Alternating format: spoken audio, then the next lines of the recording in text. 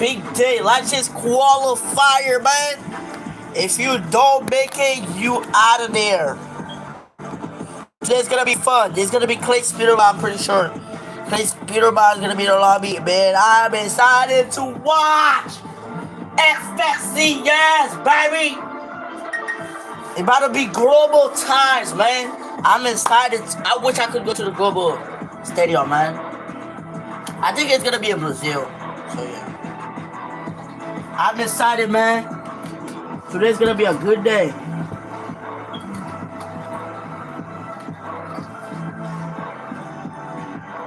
So yeah, sorry guys for I did not stream Fortnite. I lie about that.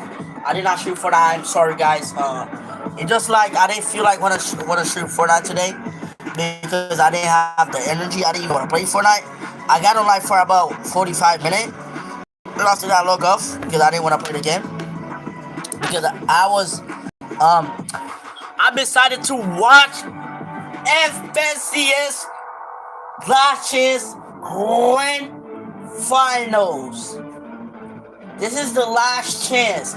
If you don't make it, you out of there. You have to wait for next year.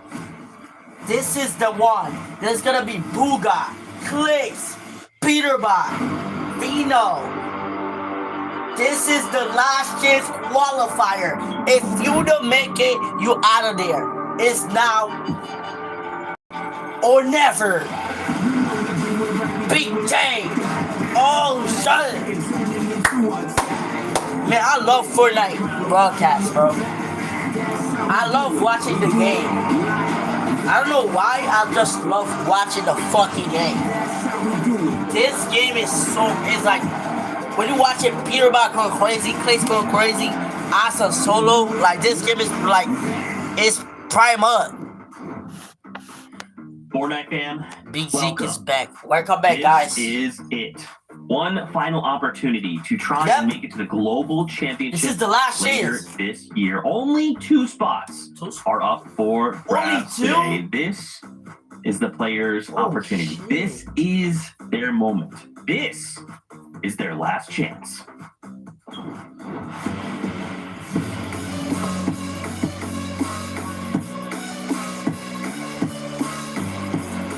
Sick ass intro.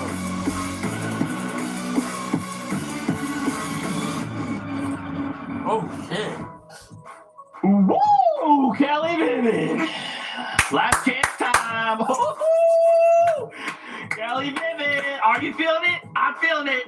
I mean, you're always feeling it, but I'm definitely feeling it as well. I'm so excited. And honestly, I feel like Epic and Blast are pushing the envelope for this tournament. Because in the past, we've asked, do players deserve a second chance? And then the envelope was pushed more of, do players deserve a last chance? But Zeke, have we ever asked the question, do players deserve a second last chance? Well, we're going to be finding that out today because although we've already had so many teams made their way to the Global Championships, we're going to be finding just 2 teams to make their way to the Globals. And that's only going to happen over 6 games of it. So much is going to be changing with what we saw just from Major Finals, and I cannot wait to get started.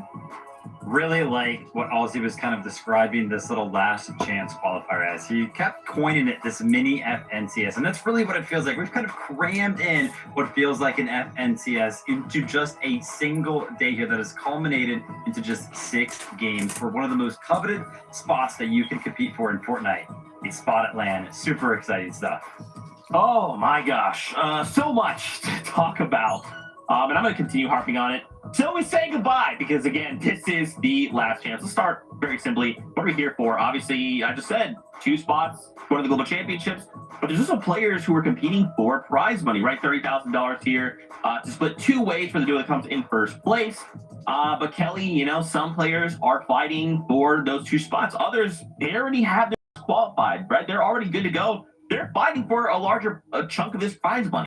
That's true. Although I do think, you know, in these show opens that we have, we kind of like to talk about the teams that we think are going to come out on top on the leaderboard. But I think we should probably focus a little bit more on the teams that have not qualified just yet. But really quick, let's touch on the teams that have already qualified, as we can see from this list right here. But there's some notable names that we won't be seeing compete already. We got no Acorn and Bolt, our reigning champs, no Muzz and Rise, no Golden and Ozone. And so it's a big question as to how this will affect the lobby.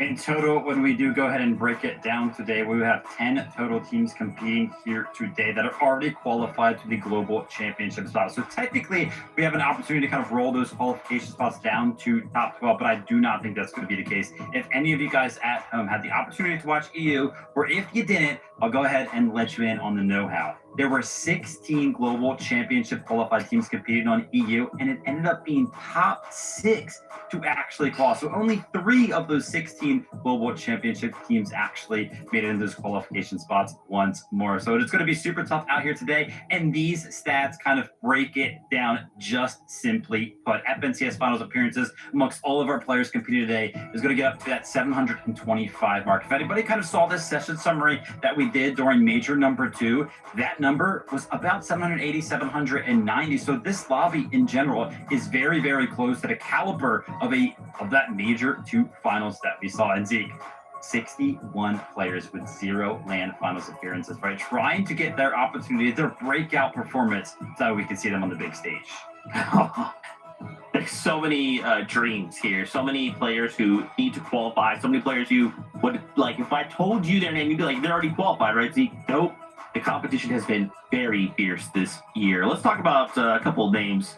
Right off the bat here, we got to talk about Bugha and Braids. As the Lion roars, Let's go, the Lion. need to earn themselves a spot. This is Mr. Oh my God, the sound.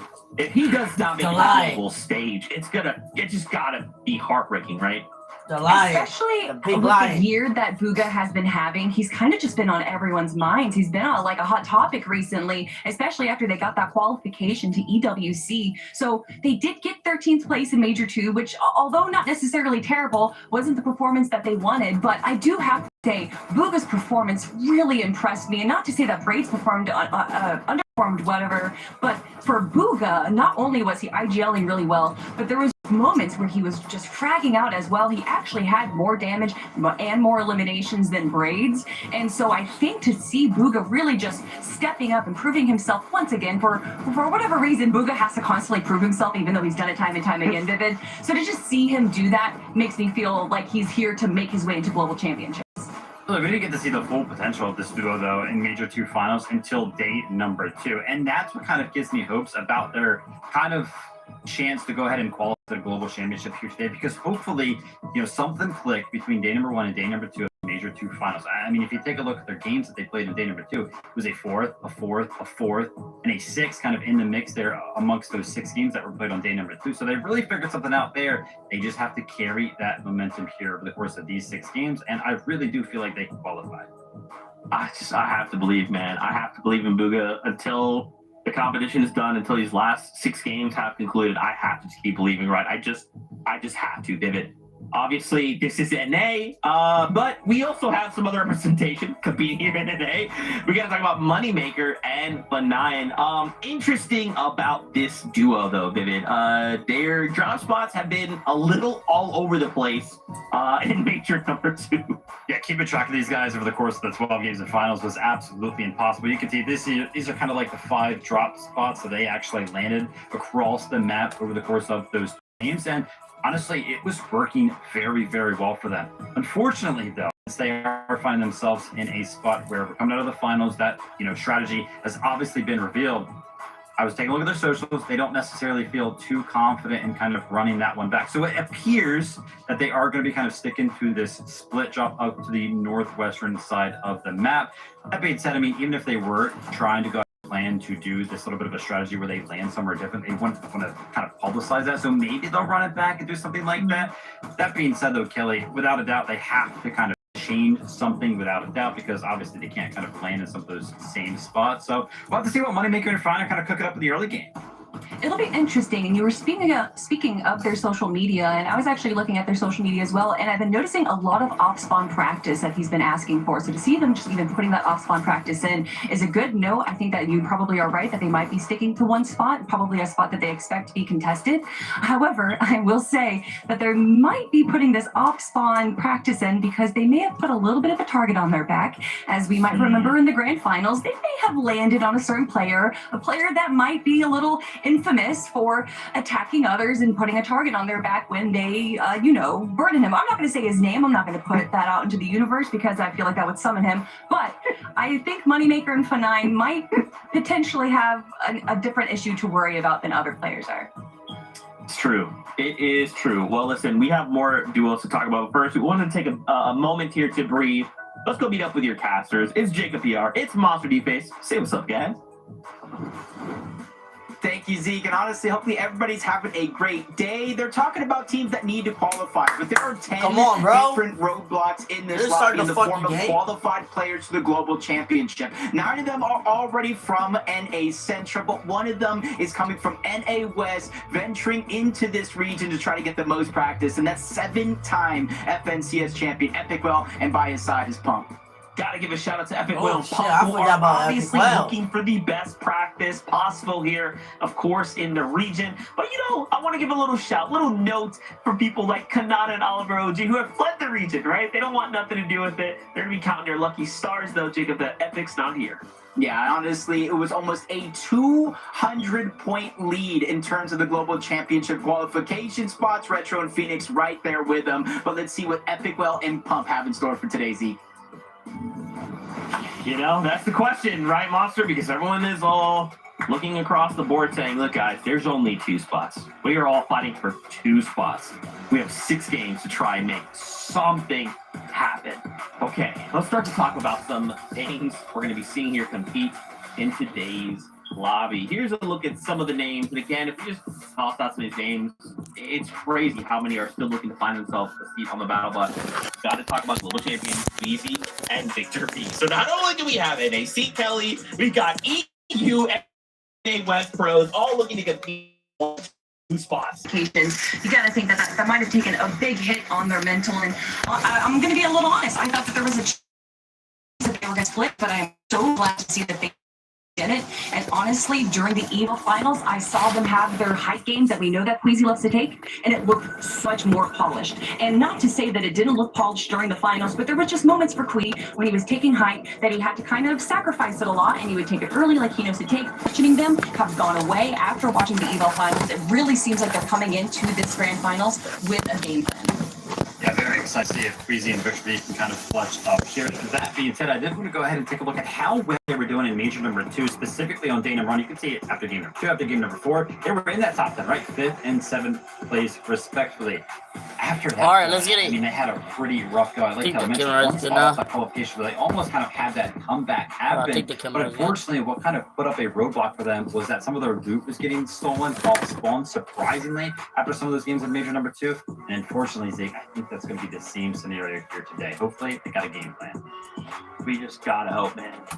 Globals without a global champion is just crazy, and this is Queasy we are talking about. Now, we wanted to highlight 2 final duels for you, the Fortnite fam. Let's start with Dash and Noxy. We kind of wanted to get a wide look here of all the players up in the lobby who are looking to fight for these 2 spots. Can you maybe talk to us about why we should be rooting on Dash and Noxy? Well, I definitely think Dash and Noxy have a possibility of making it into that top 10 contention that we're talking about, of what we might see the qualification spots go to.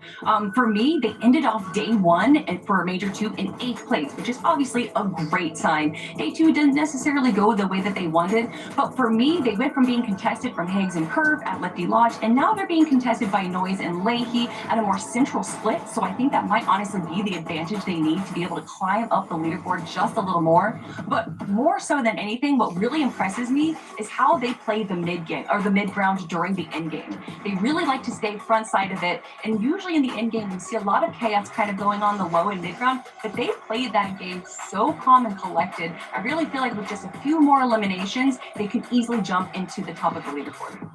It's like this duo, though, has like an Achilles heel. It's like that around that 20th to 25th mark when the lobby is still kind of left to left. If they get past that point, they got like top 5 every single time in grand finals. It's just something about that little bit of a transition from mid-game to end-game. They falter sometimes, but if they get past that certain time frame, they always do super well. Okay, nothing but positive vibes for the duo. We'll have to see and keep up with them with 6 games to fight. And for just 2 spots, final duo to highlight here, it's Javi and Aminish. Talk to us about this duo. Do they have what it takes? It's really interesting, if we just go back a couple of months in Major 1, how Javi and Aminish was kind of on everyone's radar. They were really able to compete with the best of NAC and actually ended off the Major in 6th place. However, Major 2 wasn't necessarily the same story. They ended up in 16th place, and I think a lot of people were a little surprised, and not necessarily the underperformance, but where they just seemed to be falling a little short. However, it's Javi and Aminish. We've seen them rise up before, and I think they can do it again. I mean, obviously, Kelly was kind of talking about it. With Javi and Aminish, you can kind of expect the high ground placements out of them. That being said, in a lobby like this, right, where it's a Splash Chance qualifier, usually you start to see a little bit of desperation. Desperation allows some of these teams to be a little bit more willing to go for the wins, to go for the high ground, right? That win condition. So the play style of high ground, we talk about teams like Javi and Aminish, Queasy and Victor V, at high ground play style, I expect it to be very, very contested when there is so much on the line and a lot of pressure to ensue. Zeke, only 2 spots available, man. I know you like to get a little nervous before these games start. I really do. Obviously, if it was up to me, we'd all get to play on the Global Championship stage, right? Everyone would be invited, but this is a competition at the end of the day, right? There can be only so many spots, and when you're fighting for not only a spot to go to the Global Championship, but then at the Global Championship to fight for the title of Global Champion, one of the best duos in the world. Man, it's gonna be crazy. With that being said, though, I am getting for 6 games. Only the top 2 qualify. Casters, take it away.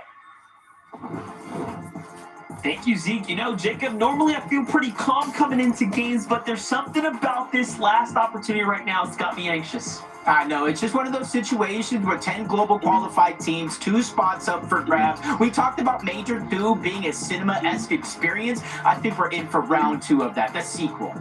It's going to be really tough looking at how much competition there is. There's even these rumors going around now that if you thought you were safe, you just might not be, as teams have been deciding to probably switch things up here on the Fortnite world. So I think we're going to be in for some surprises, Jacob. Yeah, we've already had some teams switching up their drop spots, Ritual Cold going from the Battlewood all the way up to Latte. So anything is still possible with 6 games starting, 2 spots up for grabs. Let's jump right into the day.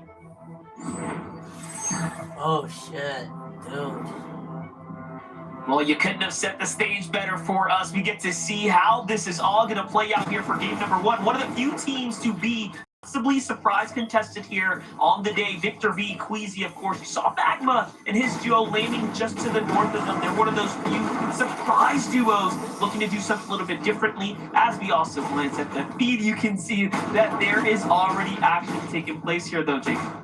Yeah, so honestly, Victor V, Queasy, even though they're not contested in terms of a 50-50, you can see Victor V kind of peeking out that window, looking up top. He still has to worry about Higgs and Curve as well, even though they seem fine for now. They know they have their struggles later. Byla, yes, with Webster, the FNCS champion Byla that won with Peter Bot. Webster back-to-back qualifications to put himself in this scenario.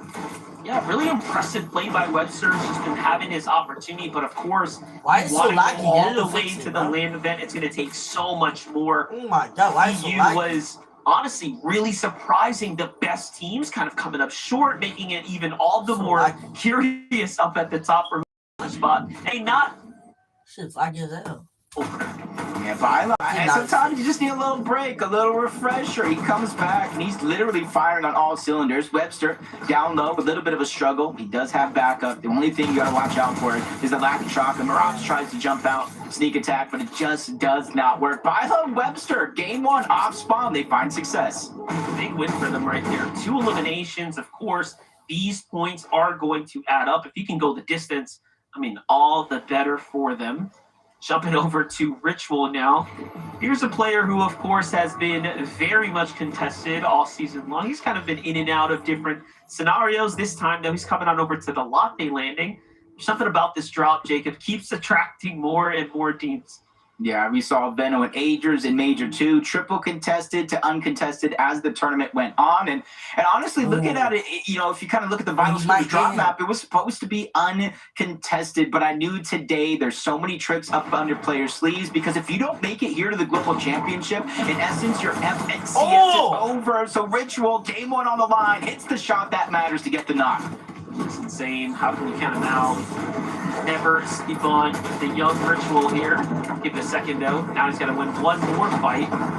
He didn't actually get his full finish. I'm not sure how I feel about that. He could have totally used the mats. And this puts him in a little bit more of a desperate situation, but he's already evened the playing field a bit. Oh, and the res is going to go off. Okay, things are definitely not going the way he expected them to. Oh, perfect angle, though. Window there, so there's no wall to block him off. Cancels out the res. So even though he didn't land a ton of damage to really take down the shield, he's just buying himself time here to try to continue to make a move. 5 shots left. Is that a third party coming in? Because that was a big shot on the Ritual. Yeah, a couple tags coming from what looked to be the coastal area. It's a really rough spot now for him. And here the comps going out there, try to cancel the pickup there. He actually did it just in time. A little prolonged, but I just feel uneasy about this situation. It is a 1v1, but Osid on the outskirts, the bank coming in. Ritual dropped down to a sliver of HP, but surviving for a few seconds longer before he's eventually taken down. But even though he wins this fight, his teammate goes down. Osid's by himself. I don't see his teammate anywhere. You got to think he's probably on the outskirts, just west of Latte. Yeah, seeing all the shots go down, he's trying to take full advantage of the situation right now. In the end, it plays out well for Osid and Verk here, who end up securing Elin the points, and now the drop to themselves. A little bit of bully ball here for the location.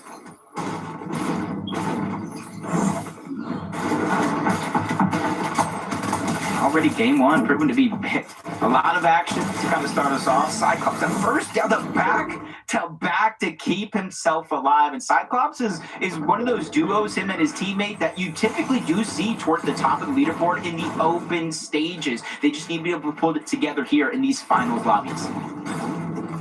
See a little bit from Veno and Agers. Love to watch their play. Veno, interestingly enough, coming out of the Major 2, did talk about his experience in general. Just saying that, hey, look, I went in with no game plan other than survive the drop, but now that he is not exactly contested, I'd assume they're going to be much more prepared to, of course, make some money this weekend and maybe even deter some teams from pushing through. Who knows what's up his sleeve? It's one of those interesting decisions, because it's not only about the last chance here, the global championship as well. So you're seeing teams trying to condition the surrounding lands, not only against other global championship qualified players, but everybody else that is in these lobbies. You see a nice bird's eye view from Veno and Agers, even though they're a little bit separated for now. So Encrypted and H Group can, in theory, pick Agers and go try to take the 2v1, but without that information, I'm not sure it's going to be a possible play. Just surprised by another can come this way. You saw either Batman, Huga taking out Carillion already as the fight kicked off. Curve was the one who got the initial knock there. Now it's just time to wrap things up. Really nice to watch players like Curve continue to surge in confidence, really flexing his fighting capabilities, leading for the controller demo right now. Oh, yep, there it is. I said it. I was surprised he wasn't here already. Well, he had other business to attend to. Now Veno shows up. Yeah, he's kind of doing all this by himself. Look at the mini-map. He just kind of ventured outward. He's probably hearing the same things you are. A possible chance for Surge. 20, 30 is better than nothing, and he returns right back on up. Can't stray too far away from his duo. Put yourself in this solo situation, but you see him kind of shockwaving on over. They landed a little bit of damage, and that's what gave him the green light to go. Almost caught HQ there, reading them very well. Looks a shock to get, of course, a stamina boost. Cryptid HQ, opting to play a little bit of low ground right now, just trying to wait this one out. Veno and Agers have such a lead over them when it comes to materials, heals, and everything else. The zone's right on top of them, so Veno and Agers already having the damage lead, it seems. Just makes sense for them not to stick around too much longer here. Maybe give up the advantage that they have right now. Surprised. I'm actually surprised they actually get to this first 2 platforms. This is, of course, a battle for this key upgrade to the weaponry. You can almost see why HQ Encrypted were kind of stayed down here for as long as they have. Kind of swap positions with Veno, Aegis and him kind of finally reunited on the down end. So they're not only going to get some heals, but like you said, a huge upgrade with Mythic in hand. Jump back on board Higgs and Curve. Even with that first elimination, Jarku's doing a good job of stalling out and buying so much time. If you look at all the resources Higgs, Curve have in them, this is going to need a lot more time. I was going to say Jarku almost needed a miracle to stay alive, but now that Batman, Buka, and Curve got those eliminations, they essentially cleared off the whole top side of Lifty Lodge. Say, depending on how much is in that chunk, I'm not sure how much he actually needed to use heals there. Rapid out the solo. That might be a massive. Why is not removing clicks though? Meanwhile, word is he could Rapid remove clicks. What is he doing? Solo Dolo. Oh. How that plays out right now. He could remove clicks. What the fuck is he doing? Like, what the fuck? I like that coming out from Rapid. He's solo. Instead of just kind of sitting and waiting, he's trying to be progressive every step of that way. Not too many players nearby, so you got to imagine Clicks is going to make a return. Chris Allo just trying to push Barney out of their POI. You see in the distance, he is a solo. That's because Chris did get that first elimination. And talk about the small victories, kind of building up and kind of leading to that momentum charge. 6 games, you got to be able to remain consistent throughout it all. Here we go. And now you don't have to play catch up on game 6. Go off Fortnite. Sinister Strip action for Peter Bonfoya. You know, we've kind of gotten like mixed gameplay. I feel like mixed signals from Peterbot and Foya from their mid and early game plans here on the Region Major 2. I feel like they had a little bit of a tough time figuring out and finding their identity. I'm curious if this is going to be a part of the strategy going into Globals as well. They're going to be more high ground kind of Surge Tower play style like this, or are we going to see that dynamic kind of floating around Peterbot and Foya? I don't like this style of play. Definitely interesting decisions to see which basically version of Peterbot and Foya we would get today's tournament. Good chance for practice. The Global is not too far away. With competition being different, all depends on how serious you actually take it. Scare and Tyler moving in from the southeastern part of the map. They get there just on the edge, but you can kind of see the zone pulling further and further away towards the western side. So they know that rotation is not done just yet. And when you kind of get stuck in a cycle like Scare and Tyler, where it's max pool after max pool, in the back of your mind, it's always going to be Storm Surge.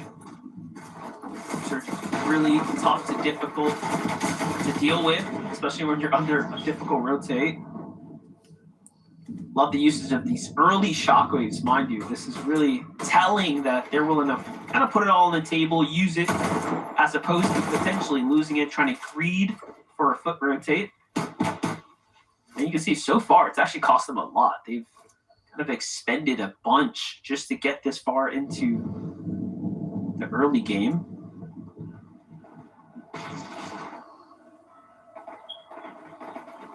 Almost a must for them to hope that they're above that damage threshold. As you said, resources are dwindling, but for King and Craze, almost the exact opposite, landing over at Calamari Canyon, uncontested, by the way. They immediately try to build up on one of these mountains, and now they get blessed with zone after zone here. You can kind of see as Storm Surge activates 546 above that damage threshold. So honestly, just no bad peaks is all they need. They don't even necessarily need to get greedy for more surge, but they have a huge bird's eye view. So all those teams coming in from the north and the eastern side, they're going to get all that information on them. Yeah, this is crazy to be a team that kind of lands in this western area and then have the zone pull directly this way. I mean, it's going to force some serious congestion on the east side of the map right now. Javi and Aminish, another strong team positioned up there. You see Noxie playing that high ground. These are teams that really need these opportunities right now, but getting into more dominant Spinx and Curly.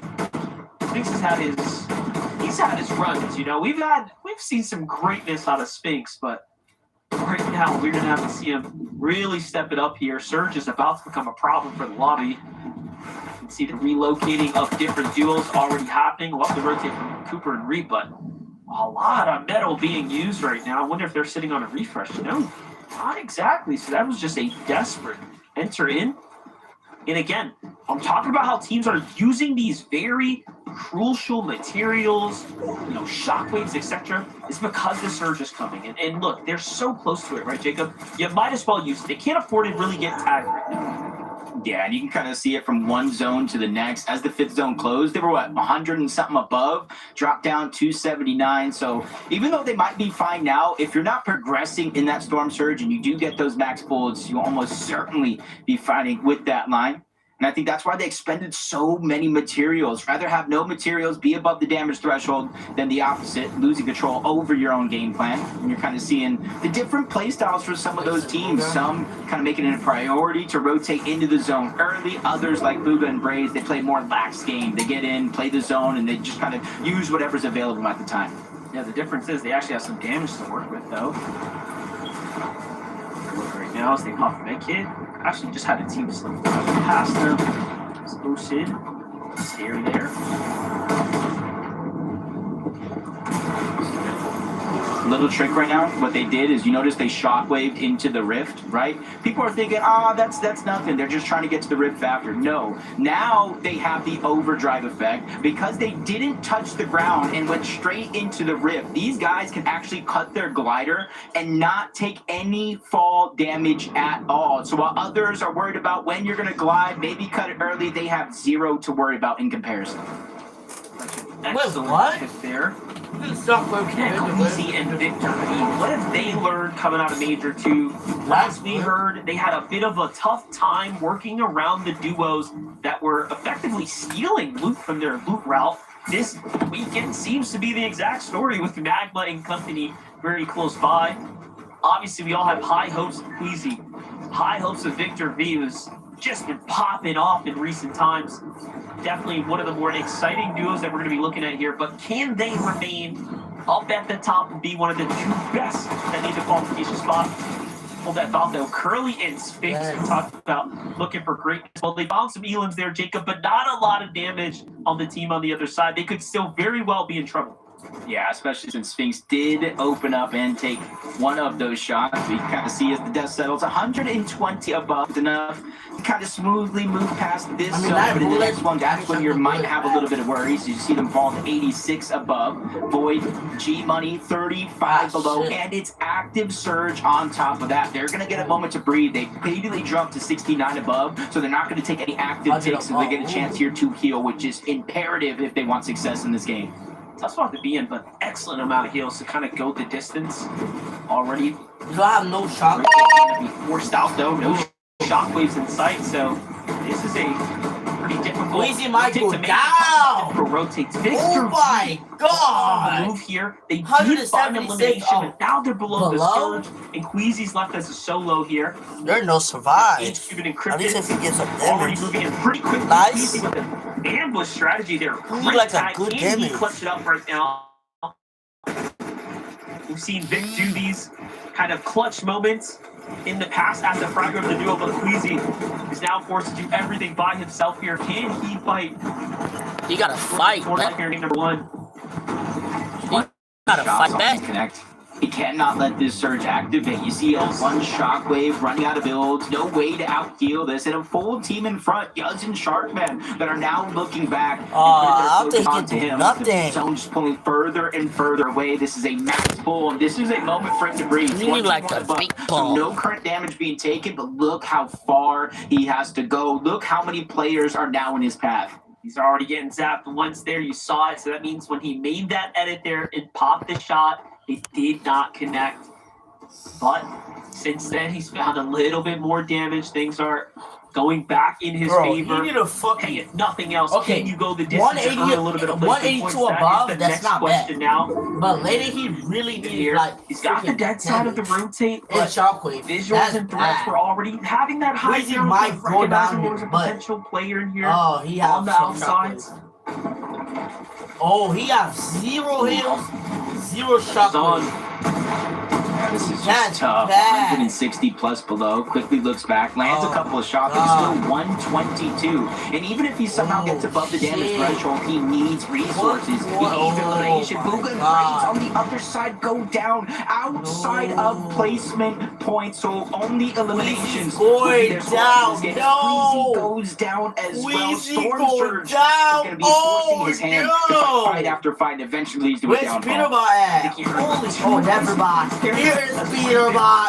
Peterbot is in the lobby. He didn't die yet, but I don't see Clayton Rocket though. Boy on the other side. Curtis went down. Oh no. 7 eliminations. Money Jacob. Maker went down. Oh fuck Just no. completely mowed him down with the Mythic Warforged AR, Sphinx and Where's Curly. Clayton It's Rocket, just you're bro? seeing once you They're get these dead, last I pulls think. and you start to fall below the damage Holy threshold, fuck. you even choose to out heal it. Not it just even gets the top exponentially 10. harder. See Clayton, you're visuals, threats fucking building on the ass, high ground son. underneath them. You need and to they put fucking on bump. And in the mix as well, holy Venno and shit. Dangerous. They have one elimination Vino so and- far. You and can see what it's done to Ager. their game so far. Yeah, definitely. Wait, did Running a Bulls bit like play? their threats and visuals play There for the no high ground Bulls very not early playing right this now, but there's no one else. I don't think he even made it to the final. They have a lot Oh, to work with. fuck no. This is the kind of position you want to be in right Threats now. You're and looking to visual solidify on your the way high right ground. through to the land event here. I still see big teams in the Oh, hell no. How Clayton went down that fast? Gonna know Angel's trying to make a desperate Oh, take here. Get fuck no. on the way there. Angel's falls first. Team is Vito. Zonda gets hit with one. Big Venno Vito tip one. And the Storm does the rest. Oh, he's got Oh, shit. He'll get that siphon here shortly. Another one. Nicely done for him there. Big Vito. Yeah, just really wasn't able to grab all the Oh, kills, just shit. siphoned from the metal. So 100 really dead. Get the fuck out. right now. Batman fuck out, Bobby goes Bugha. down, separated Fuck from out. her, but there's the refresh you need. He has a decently Oh, full shit. jug, half materials, and a position Big to Vito steal on at that one shit. point. Oh, what it is with Virgo and Shadow. Been playing top tier Fortnite lately. Meanwhile, Virgo and Shadow. Oh, yeah. There's a lot to be. They can't do nothing. This duo here. I mean, they have nothing. We've been having a bit of. Oh, shit. Big Vito for that elimination. Oh, shit. Big Vito goes to the high ground. Why not? Oh, Why shit. not disturb everyone Big else? Vito. Probably what he's thinking. There's no way he would this. this. Goes through. Look at this. No one If yet he fucking has with this, given it's gotta be the threats crazy and game of- resistance up top.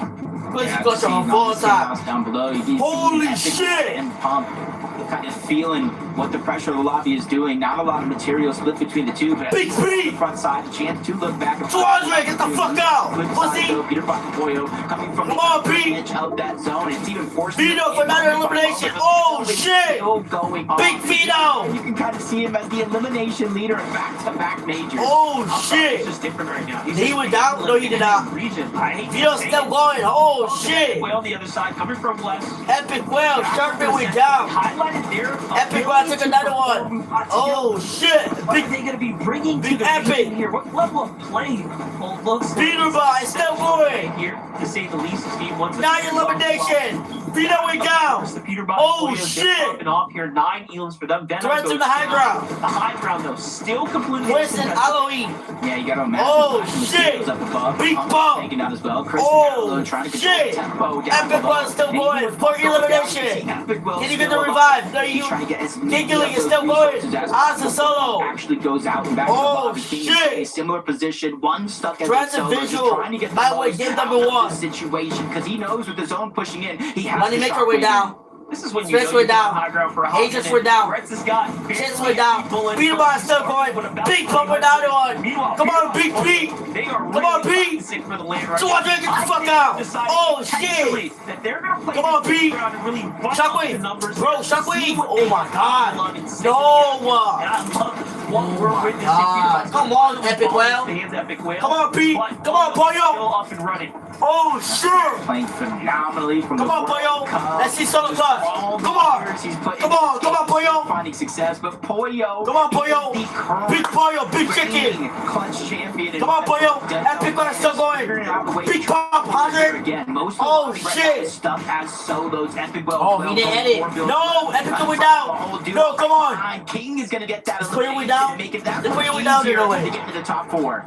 I think Puyo went down. No. You don't Can you want to stop fight in going? the box here. This is where you Never mind. Puyo, stop going. Come on, Puyo. Well, you find Come on, Puyo. with the power Come on. shot in exchange there, but they're focused. CEO. Come on, Puyo. If one of these surprise Come on, Puyo. Come on, bro. here, Come on, Puyo. to set it out, King Oh takes the my. fight. Chocolate Bob. I think he Yes. also recognizes that they Oh, gotta do it. Chocolate Bob. Chocolate Bob. Oh, he got one bill. Come on, Puyo. Come on, Puyo. Come on, Big Bo. No. No. The final tap No. there. No. Usually when Almost saw the touchdown. If he got one more shot, bro. Waving up. Oh my God. And it played perfectly. Puyo is into crazy, hands man. of Visuals and threads. 6 games Oh, for today. wow. One of them's already Only one in the fucking booksy. shot, dude. Oh my God. Only one shot. Like, this felt like If the he hit most one shot nonchalant on game of threats. Fortnite I feel Oh like my I've seen God. in a long time. That was so close, man. Crazy, chaotic. That solo could be clutch the best was solo jumping clutch into of the each other's year. boxes, replacing walls, finding eliminations, and visuals and threats are just like.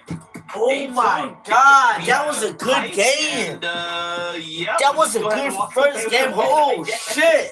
And that's not to Puyo say that look there wasn't crazy, the man. typical chaos that we're used to on low and middle ground, but usually Puyo is the best in the world. someone tries to steal it. Oh and then my some kind of God, trading come of on, people say, Puyo. Oh, height's available. Maybe I'm gonna. He And then that kind of overcut that snowballs shit. into the chaos. Chaos that we Only keep one behind ball. us. Puyo, you need to hate the no shot, one's looking man. up visuals and Come threats. on, He's man.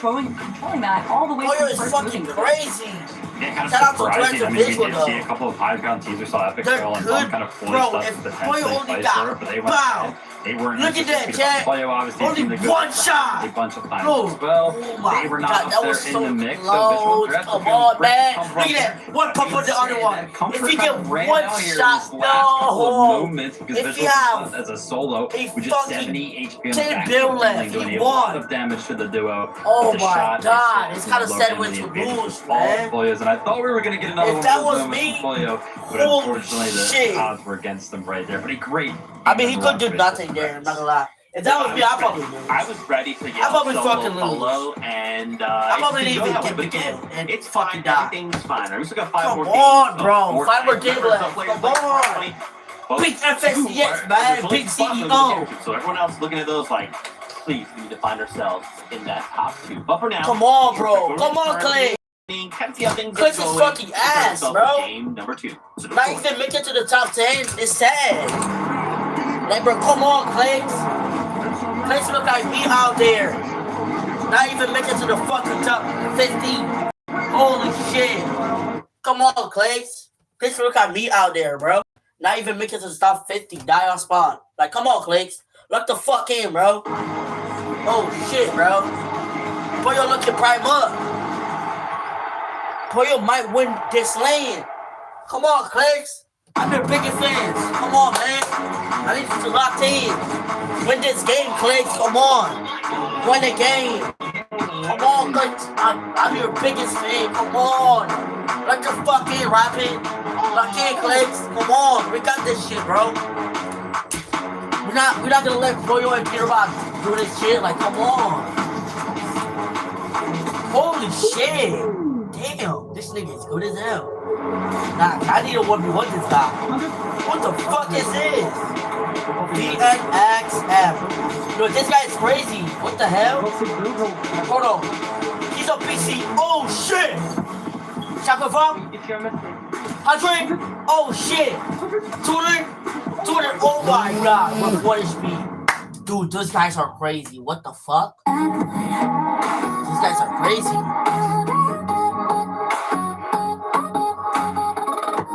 Ouch.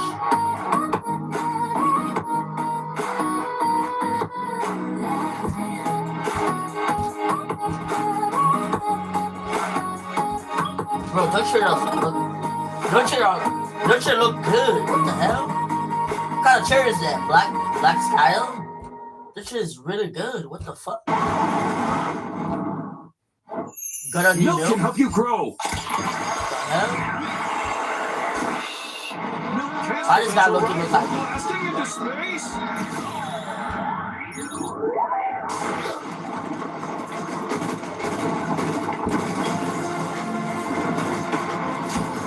Bro, I feel like Clayton and Rapid need to change the strategy. It's not working well. They need to like play bass or something, bro. Like, it's not working. It's just like they need to change something, bro. You're not looking good. Like, come on, Clayton. I mean, Clayton died first. I'm not gonna say like Rapid cell. Clayton died first. I mean, Rapid is the IGL, but damn, how Clayton died already? I think they're called out. I think they're calling Booga or something. I think he died on spot. They even getting single points, bro. Alright, man. Welcome back to the FNCS. This is the GC Last Chance. This is the final opportunity to earn a spot for the Global Championship. We're only 2 spots. We're on the line. It's crazy. Game 1 went the way of Visual and Threats. Nice little high ground. You know, they held high ground from 8 zone on. Led them to a nice little win. Things are going well for them, but obviously we have to take a look at our leaderboard, see how things are shaking out for every other duo. Remember, again, I'm going to keep saying it. Oh my fucking God. How did he not win it? How Pollo did not win it? Kelly, we find ourselves here once again. Peterbot and Pollo have already broken into triple digits after just game 1. How is that even possible? I mean, no, right. How is that possible? Never fucking mind it. That's how it's possible. How did it first? And like the caster The said, fuck? we thought that we were going to get that solo Polo performance at the very end, Oh, but just barely damn. missing out. Pollo's However, crazy. Peterbot really strong, and they even Oh, looked like shit. they were Damn, going for high okay. ground in this game, but kind of Big ended up P. sticking to the middle ground, which obviously worked out I mean, in their favor. there was They were good able to grab elimination. so many That's more why what Click should do, eliminations, bro. sticking to the mid-ground, Get so Elin they like weren't Peterbot. able to That's how you win attack FNCS. them, and Get with Elin that, like first place. Don't was sit in the high ground. Just get Yeah, Elin. that's the If Peterbot you see and a Pollo opportunity team to- you're used to seeing. get 13 Elin, eliminations bro. to go ahead and start That's the how it battle, and is. you did go ahead and mention it, right? MDF was If kind you of wanna calling win out. FNCS, get First Elin, time bro. we actually saw them. If you don't get Elin, you're gonna be like They already had 7 11 point eliminations. off. They just did Because such you a never good get job, Elin. even prior You to need the end Elin. game, just finding so many of those eliminations. That's how it's Once going these guys tournament. get to the end game, we know You need exactly what Elin. is going to be happening. Just all about those elims once they get into the mid-ground, get a little bit Oh my comfortable. God, Pollo And was Pollo so man, he good, put bro. himself within This guy grasping is reach. so good. The opportunity was there Look for him at to this actually shit. go Look at ahead this and pick up pop. this This solo, guy's but you can see visuals of Oh. one of those shots when all the builds This were guy kind of is so falling right good, there was bro. probably the Pollo's so decisive good. one. But a second place and 13 eliminations the for chicken Peterbot face. Pollo, man. You gotta love this. They, I Big love, I Mexico, think it was man. MDF called out earlier on in the game. There's some players here that are definitely looking to kind of get some practice in before the Global Championship. Peterbot Pollo is likely what's happening here. Second place, Visuals and Threats. We did see them pick up game number Where's- 1. One to where's highlight here, Clayton? Epic Whale and Pump. After just one game, we have a 5th place, 5 eliminations to kind of start off the day.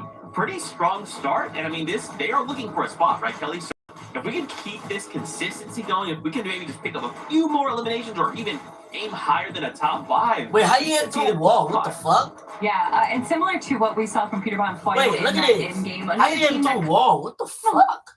staring at height a Did I little see bit, this but right? sticking to the mid-ground, and they definitely had a lot Wait, less wait, mats wait. than Peterbot and Pollo, so The it makes more fuck? I sense swear they to God would he stay hit in the this wall. position. Am I tripping?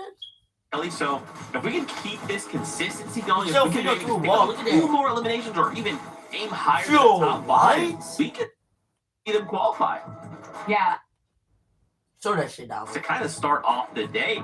Pretty strong so start, much. and I mean, they are looking for a spot, right, Kelly? So if we can keep this consistency going, if we can maybe just pick up a few more eliminations or even What the Aim. fuck? off the day, pretty strong start, and I mean, they are looking for a spot. He just right, hit him Kelly? through a fucking So wall. if we can keep this consistency Not this far. going, if we can maybe This just far. pick up a few more Okay. eliminations or even aim Oh. higher than a I mean, never mind. He didn't throw up five, because he hit first. we can see He them shot the shot before Epic yeah, Whale. and similar to What the what we fuck? saw from Peterbot So that's how I get and shot. Pollo in that. That's how I get shot through wall. If the players But shoot Healing before and Craze have You a place the wall? showing out of game number Oh, 1, right? Like again, if we can just keep that consistency, we can keep that momentum, Kelly. Damn, We might see this team qualify as well. You know, out of all the teams that we have already qualified for the global championships, besides maybe Golden No Zone, I feel like Kingling and Craze are one of the duos that a lot of people don't give the respect that they necessarily deserve. And when these guys go on a tear, they are absolutely dominating. They're players that can easily go up against some of the biggest fraggers in 1v1s, even 1v2s. So to see Kingling and Craze not only make it to the end game, but also have a good solo performance as well, is exactly why they're not only in third place, but also a contender for the global championships. Yep, 3 duos currently rolling that qualification spot. Then you see Peter Play up there, Kingling, Craze, and then Epic, Will, and Thumb. So currently in 5th place, actually, we would have that qualification spot. But again, 5 more games to play. Agers and Venom, though, in 7th place. Except Nino, what the fuck? Incredible run in Major 2 finals where, you know, they have this opportunity to be, not this opportunity, but this all-3 kind of position in the all-one situation where kind of weird. Contested at their POI, but they still made it work. They still played incredibly well. So good to kind of see them back in action here. That being said, I mean, it was just Veno in form in this game. Here you can see Agers went there. Let me check if Ozzy started too. Naomi loves. Except fucking Nino is crazy. Except Nino. I mean, it's a cool year tonight. Pretty sure he started. So they're running it within. Yeah, that everyone hated unanimously. Huh. Okay, so I either have to do it before then or do it in like another like do it in the main game. Pretty much, yes, yeah. But I mean, a month's a good amount of time though. And you could do it and just say like tell people don't use the map. You could do that too. You could literally make it a rule, don't get in the mix, and that would be fine. That would just land and like no one will use them. Bro, I feel like it's so hard to control 100 fucking people now. Yeah, you have to ban. That make drama. And if someone to get in there for like farm, they'll kill the team in first, and you ban them, but the first player still died. Like it's annoying. Yeah, and it's like, what the fuck do we do? I mean, well, okay, people are trying to say you're gonna be. Game, Jacob. Let's get back to the action. How game 2's gonna play out. Yeah, I think Veno and Agers kind of taught us that in Major 2. Just because you claim a drop spot doesn't mean teams are going to necessarily leave triple contested to start today. Hopefully they can make it for it and really show that changing drop spots, especially before the actual global championship, is worth it at the end of the day. Yeah, definitely. I mean, you have very few chances to play this level of lobby. So here with the game 2, let's jump on that battle bus.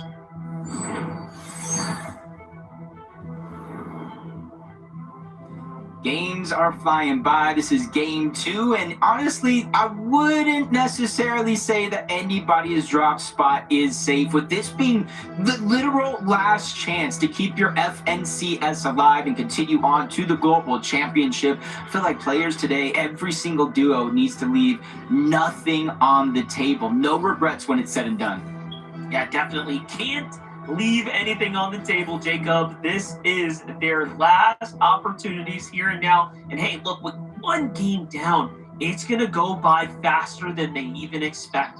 Either way, though, we have to take a look at what's happening here. Cold, once again, being the first to take a little bit of damage here. Getting slightly bested on the drop, but overall, they seem to be in much better shape than game 1. Yep. See, on the other side, though, they're just trying to push forward. Not even wasting time healing up, just trying to get as much information as possible, lurk around. They do have most of the POI underneath their control in terms of positioning. Cold getting spotted out, information being relayed over, and that could be their chance to hit a 1v2, but without actual eyes on Ritual, that's what keeps them guessing. Yep. Wrestler's going to get that first opening tag there, but nothing really truly connects there. Either way, this is going to force things to stall out a bit here, but if Cold and Ritual too much time, they don't get their situation sorted. It's only going to be worse for them later. Meanwhile, you see Vert not too far off in the distance. They're surely going to be coming back here in a couple moments. There it is. Cold initiates. Big tag here. We have Pryor on the run. He's going to get away. Okay, he's moving up. He's gone. He makes it to the roof here. Cold and Ritual start getting tagged up now. Ritual gets the finish there.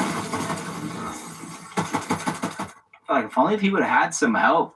See his teammates shockwaving away, taking too much damage to start the actual fight. He had no choice, but if he had a little bit of help, he was doing a good job of fighting back. But those third-party shots that you were alluding to finally coming in, that's going to slow them down and just kind of refocus Ritual and Cold. We won the fight. We can chase for the solo, but there's still danger and risk all around the map. So right before we jumped off there, though, Magma's team started lurking on that duel as well. Meanwhile, Veno and Aegis here controlling things at the Battlewood. Have Chance right now on the run alongside Madden. Some really big damage for them here to kind of kick this thing off. Saw last game they ended up rotating pretty far west, kind of playing the coastal area, ending up in a fight. A little bit of a skirmish against Higgs and his duo potentially. So flexibility ended up playing this one out. Meanwhile, it's up into a couple of highlights here. Liam, no veer in sight, finds a huge shot on Tiamzo, and then does he get the finish here? He follows up, sees Josh, and actually finishes Josh off as well. What a little chain of eliminations there. Yeah, I feel like Josh Tiamzo more so playing to make sure Liam and Veer don't qualify to the global championship. One less team to worry about, especially on the drop spot that they are contested. Doesn't necessarily work out this time. 8 good points for Liam and Veer. And they're a team that we've had seen shines of greatness today. We're going to see shines of greatness from them from Major 2 as well. And even before that, they just need to be able to put it together. Still 5 more games, including this one, as we continue to look around the map. 81 players still up, so this one's just a little bit more active than we have seen in that last game. Eliminations are surely picking up here. 8 full duos taken out. Not Peterbot and Boyo, though. Their early game was very interesting. We saw them kind of set up in that massive metal tower. And I was thinking we're going to see a little bit more of a passive play. But I don't know who's calling the shots. When they ended up, wherever they ended up in the end game, they were popping off. They didn't even bother looking up to high ground, though, which was really interesting as well. They surely had the material to do so. Probably same plan as usual. Go for the Warp Forge. Don't stray too far off. But Higgs and Curve, we saw it for Major 2. They threatened to potentially go for this Mythic Pistol. Right now, they're taking the fight with Victor, B, and Queasy. With a not solid performance in Game 1 for Victor, B, and Queasy, it's almost a make or break moment here. They need to be able to survive this and get deep into this game, because having 2 mistakes, 2 bad starts to the entire tournament puts your back fully up against the wall. Yeah, and even though they didn't finish the fight, what I really respect about Batman, Booga, and Curve right now is that they have the withal to know, hey, this is Victor V and Queasy. Our ambush didn't work. Let's get out of here. We respect them that much. So it really just shows again that Batman, Booga, and Curve's game plan right now, they have a bigger picture. They're trying to play for the LAN event that is coming up. You got to respect, again, teams that are willing to, put it all in the line right there. But Victor and Queasy have a much different fight in front of them. They need to qualify, of course. Please don't go down. Don't go down there. This is a pretty wild tournament, right? Not When you go think about down how there. everyone has something just different at stake. Just It's just go down. much different game plans. Never mind. Almost feel like the way this is almost going down, with the way King and Craze are playing, the way Peterbot and Poyo, they go down there, get the elimination, they dodge Smiley and Max, but now they're getting the scraps of whatever's left on over. So it almost seems like a situation here today with some of the rollout spots kind of affecting the lobby, where you have that mental game where, do you let these guys kind of run around the lobby, get their eliminations, and you kind of escape replacements, or do you try to join into that mix and get some eliminations of your own? It's just to make you way up and down to the cluster coast. Maybe another Western zone duel too, by the way. Rex and visuals are the ones here. Still can't believe they were completely uncontested on high ground last game, considering how many teams need to be playing for the 2 best consistent spots in order to make a LAN event. If you're not playing or putting up high ground performances like that, you kiss the opportunity goodbye. So good for them here. 6 med kits. Already know the strat. They're going to be here for a while. Checking around the map, see Slepsy's Wagers in the distance, Smiley and Max kind of rotating through, and then Money Maker and Fanayan. 6 points so far. Probably a mix of placement, elimination, or just full placement in that last game. I know Vivid kind of broke it down, what they did in Major 2, how they lurked all around the map. I think I saw like 5 different drop spots in that pretty show. And Fanai and Sen, that's not going to be what we're going to do in order to qualify for the Global Championship. We have to play more of a sound game. And I think so far for these first two, it's the game plan that they're sticking to. Yeah, and I'm kind of bummed to see them go a little bit more of a traditional route. They were definitely keeping us entertained, how dynamic they were playing. Dash and Oxy, a team that, of course, is very much experienced with set lobbies. A lot of work cut out for them. Also earning 12 points in game number 1, so not the best start for them, but better than being 0 down.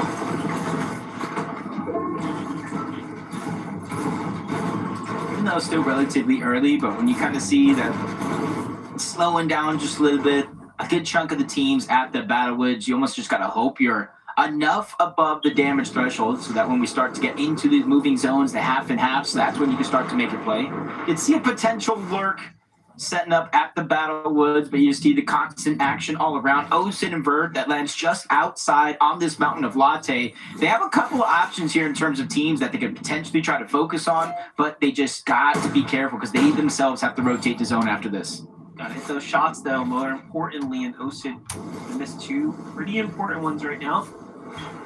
It's Curly and Sphinx. Does that barely get away there? Back with Dash and Oxy here. There's a scrappy fight freaking out. Seems like against Madden. Gets the best of Dash. That's gonna set them back big time. Don't think they got into any scraps before that, so losing that much damage surely is going to end up catching up to them. We'll see when the Storm Surge starts giving out the trigger warnings. Yeah, this is where it's tough. Like I was talking about, Battlewood getting so crowded. They're in actually one of the buildings, so they're not going to be able to get too much surge from far away in your normal surge-based type scenarios, which leads me to believe if you do want surge here and now, if you do find yourself below it, you might have to go and take that rematch against Madden and his duo. The ones who kind of landed that big shot, put you in that scenario in the first place. Icy, Decay, 56 points. Kind of within range of that bubble. You can kind of probably hear the shots being fired off. And they're looking in that direction, or at least for now. 61 of these players have the chance to qualify for their first FNCS LAN final. You see it there. Love to see it. So much pressure on the line here. Great little opening tag there. But why did not show his legs, bro? Straight onto Psychotics. No time wasted here to jump up on him. This would be a great job to hit the Siphon, by the way. No whites in his loadout, so it's all up to Icy if he's got a chug or something to share. Just trying to see right now the DK and Icy. I know we talked a little bit, right, about Epic Will and Pump coming on over from NA West. They won Major 2.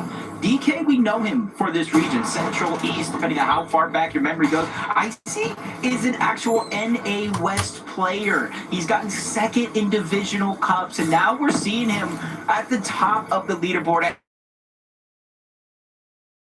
Game 1. They're hunting for eliminations. They're hunting for that Storm Surge here. They realize they've taken way too much damage. 10 HP for DK. They're immediately trying to charge their way over to that menu machine, and they get there literally just in time. Oh, is there really enough time? We'll see if Icy can get his med kit off there before the other team pushes him, because they're also coming in pretty quickly, needing the same exact thing, and they read the beat. They recognize what's happening, and this is not good at all. DK is going to be left here, while Ace and Dark don't even worry about the thirst, by the way. They know that they got to stop this player from healing here. Big chances here. That's slowly but surely going out the window.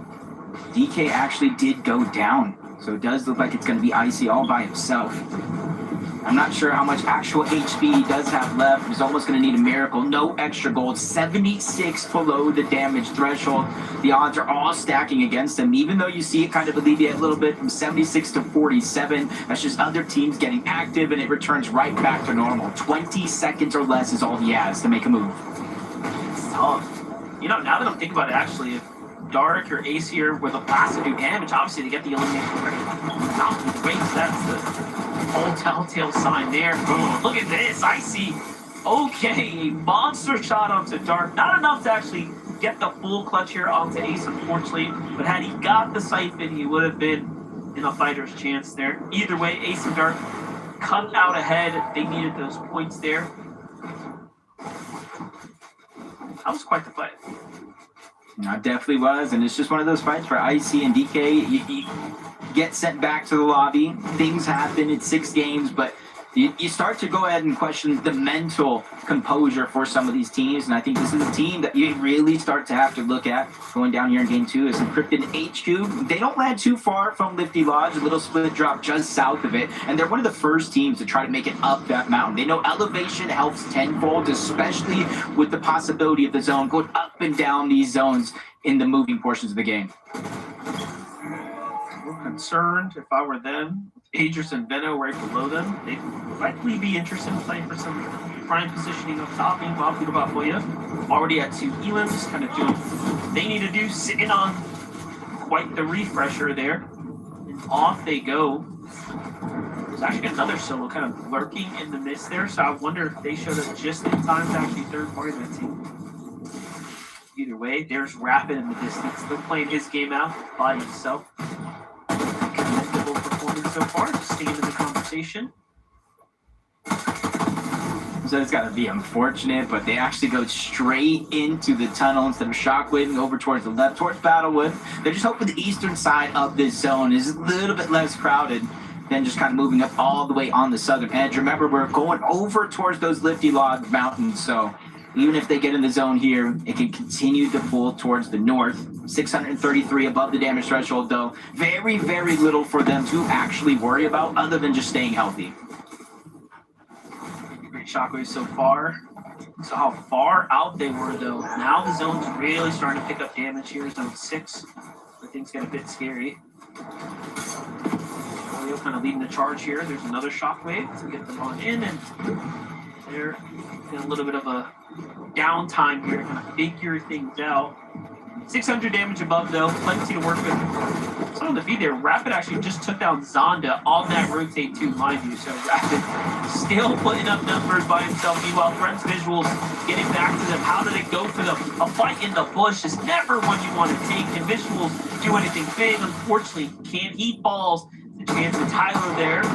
That's going to end their momentum. And that just shows you how fast things can change at the top. From 77 points now, put directly on ice. Yeah, because strong contested isn't always everything. You get one of the farthest pulls in all of the lobby. Not able to really plan for the surge. At least their downfall. King of Flames trying to do the exact opposite. From Calamar Canyon all the way towards the north, 513 above that damage threshold. They've elevated themselves pretty well here to continue to put down pressure. Diego, Ultra, it almost looks like Peter Fox, Pollo in the mix as well. All of them being distracted. Peter Fox falls cleaned up as well. Ultra's down. So again, another situation where Pollo is left as a solo. Yeah, this is a tough spot to be in, you know. They had that rotate. You saw that they had to move with the herd there towards the end, but he had plenty of shockwaves, so actually more surprised to get eliminated there. Either way, they find themselves with 4 eliminations. Now Pollo closing in potentially on some placement points here. Extra shockwaves picked up there. Excellent job, especially considering his full recap on material. He is still in this game, very much so at the moment. Count him out. I was actually looking for where Higgs and Curve might have went. They kind of got this favorable zone from here. I haven't quite seen them just yet in the action. Yeah, I gotta imagine they gotta be stacked up on materials, but looking at the feed, you see Cold, Ritual down, Magma taken down by Coop. A lot of focus on the backside of zone for Pollo. Just trying to figure out a way out, because you have to continue moving forward. And you're already seeing a couple teams start their rotation ahead of them. And as a solo, that's going to put you in a tough situation, giving teams the luxury to look back and spot you out. I need a little table. Raids, they rotate here. Game 1, only giving them 4 points.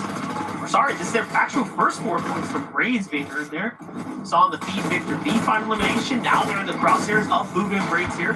QK duo right above Victor being Queasy there. Meanwhile, Gemini kind of moving up on Booga's territory here. He's thinking about making a move right now, but they're 85 below, so still needing to get active here shortly. See if they can find some damage here. Now I can use the find some trouble. I'm about to Yeah, use the step PC. one of that journey is just get as close to the front side of the zone as possible. I'm about to use the Give PC yourself for time to Fortnite. wonder where they're at. Free edit I don't does think come this in. PC can run Queasy Fortnite, and though. Victor V actually do get separated there for a moment, but they fly above that damage threshold by I don't think this 31. PC They can don't run want to take Fortnite. an ill-advised route. One shot can immediately put them on the back foot. And while everybody down below is distracted, Slepsy and Wagers have took it upon themselves to take high early. Which is wild because with Victor and Queasy still in the game, you know they're thinking about timing it, but this is such an odd zone.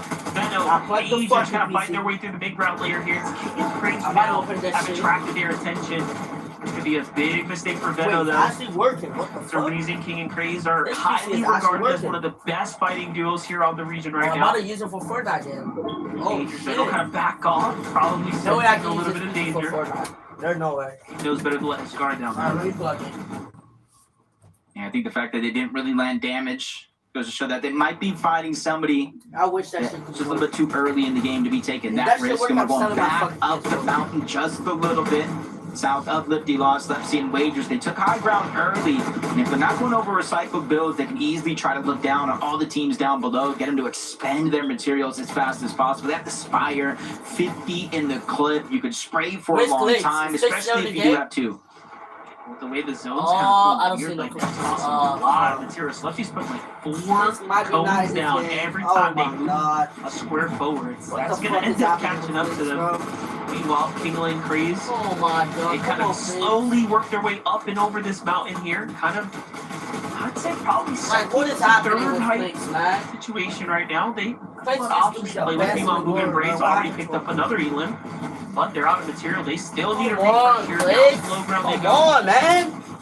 Shots coming in from the side, nothing to protect Oh, themselves. God went down. Dash and Noxy find a I great lucky you are Braves. tag there. It's all up to Braves now. Yeah, and you can see with I- zero I- materials, I he does think have it's two not really shockwaves, but that comes with a risk in itself. Yeah, Off that's of the sky. nice. Lepsy Wager still up top. We have Agers, Veno climbing that ladder, and a few other teams as well. Boyo ran out of builds, similar Okay. to Braid's situation he's in. The Just trying to PC is find any working. nook and cranny to hide. Zone kind of opening up The to PC his is working. benefit, Let's allowing see him if for a this couple of game's extra seconds. Shockwaving up, trying to take the fight to them.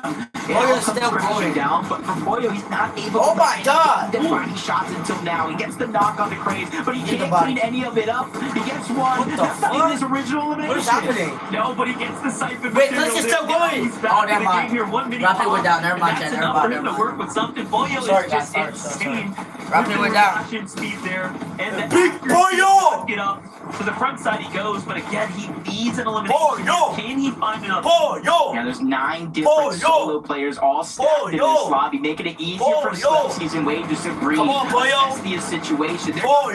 going through what Venom Boyo! and Boyo are going through on the Boyo! which is complete Boyo! madness. Boyo! Curve is going to be able to take Boyo! down Shadow. Boyo just grabs his Boyo! grab before he gets to the front side. Boyo! That's a fake shot onto Curve, but Boyo! immediately forced back down Boyo! below. Come on, I think Boyo! he knows the player in front of him inside. Boyo! That's a weird place Boyo! to play. Just finished building. We'll see if he has the Boyo! score for it. F9's in the ball Boyo! here. Moneymaker gets finished up Boyo! too. Venom just Boyo! watching from the backside of zone here, Boyo! recognizing, okay, there's Boyo! a team up top. There's nothing I can do. Boyo! They seem overly Boyo! positioned. Dale! Down low. Boyo finally falls inside the top 10 though.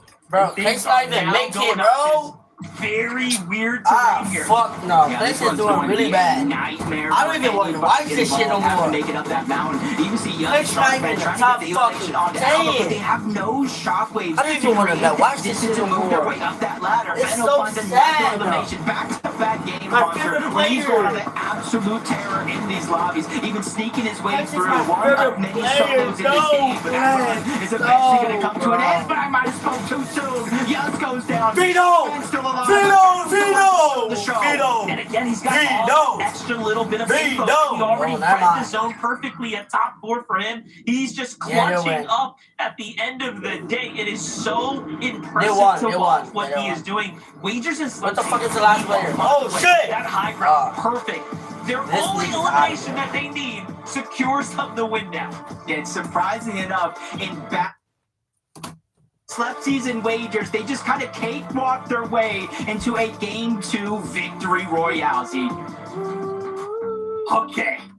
That's the kind of chaos I was waiting for. That's the kind of chaos I live for.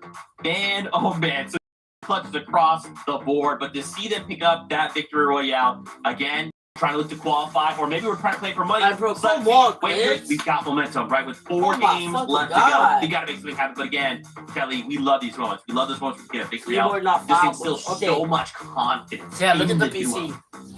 It's very true. Although Hold it's on, guys. interesting I you can say actually that that's right the now. chaos Hold you want to see, because in game number 1, you were talking look about at how the there was PC. just Hold on, no let me get chaos on. for the high ground, and that was kind of the same situation that we had for this game right now. I don't know if everyone has neck Look at the injuries and orange. people are just Look having at a the hard PC. time looking Hold on. up. I'm not too certain look up. what is going Look on up. right now, but for Wagers and Slepsy just chilling on height Yeah, from look at my- first moving look at the and doing a fucking great PC. job controlling it. But of course, there was a lot of action going on the low My ground as well. setup looked But we'll probably clean. be looking at that after the break. But for right now, I need to Wagers and put my Slepsy, they had height. They had I need a huge mouse. What is the fucking Yeah, I mouse? mean, they did not get looked at a single even time know. throughout this Alright, end let me game, go. and there was a moment, it didn't come until the final moments of the game where we actually went ahead and took a look at how they were doing their loadout, and here it is right here. 0 eliminations all the way down until there was just a solo. How? How is it possible for For real. Slepsy and Wagers to control the high ground What, without Elon? a single elimination? Listen, Slepsy and Wagers, Why? I am so happy for you guys, but I am calling out everybody that's playing in this lobby. We gotta start looking up, man. We got to start looking up. Yeah, it feels like a lot of the players One are just kind of looking fucking fire. Elon. Even like Benno running around, shooting around, kind of was the only one who maybe tried How to make that ass is play this for guy? height, but I agree, Vivid and Kelly. We need to start looking up the high ground. It's 2-3 Nah, they're right good. now. I'm just We need to do chilling. something They're about good. that. We're gonna go to short break. When we come back, we'll take a look at the leaderboard and something a little special for you. We'll see you in just a moment. Oh.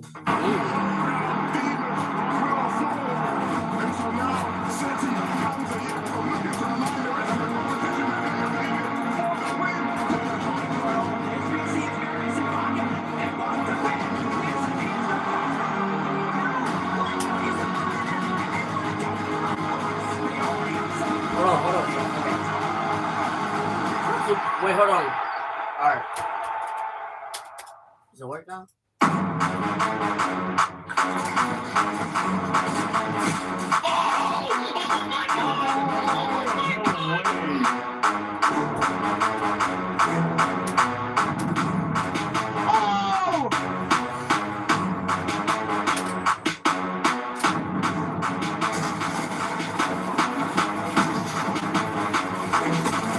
Alright, now it's working.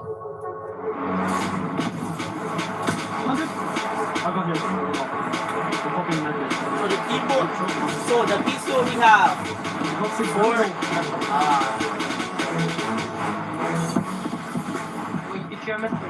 Hold on, I look at when I do something. Can I even download Fortnite on that shit? Imagine if I could play Fortnite on this PC, bro. I'm gonna look like Prime Peter, but even if it's 60 FPS.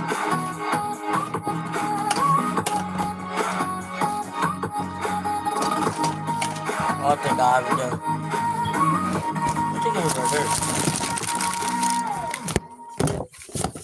The fuck? Where is that shit? Milk can help you grow. Milk transports your ride from plastic into space. God fucking damn! Where is this shit?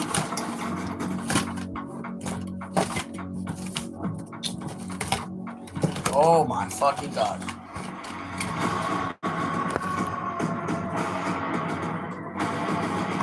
Hey, maybe it's the living room. Did they get capture card?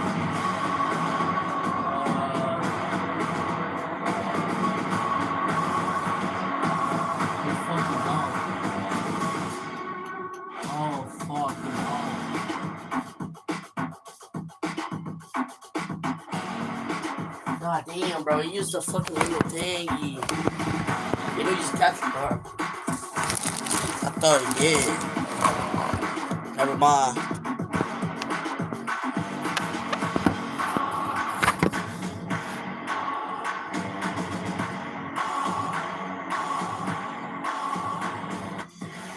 Fortnite fans, And welcome back to the Yeah, I'll show you how to GC PC Last later. Chance, the final opportunity to earn one of only 2 spots going to the Global Alright, you know, fuck it, let me Championship. show y'all.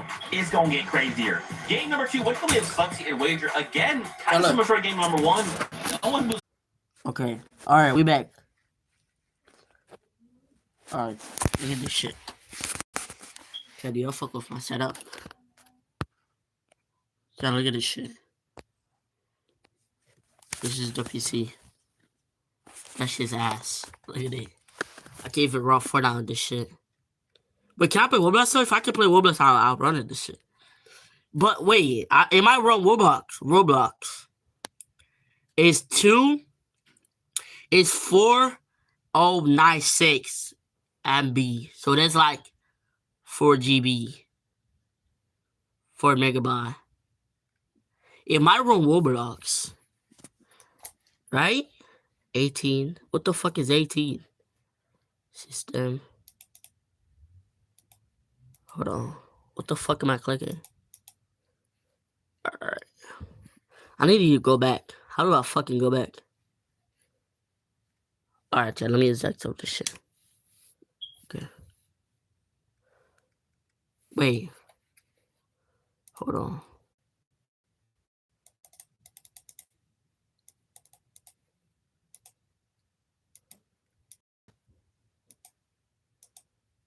Hold on. I need to get the fuck out of there. Alright, chat.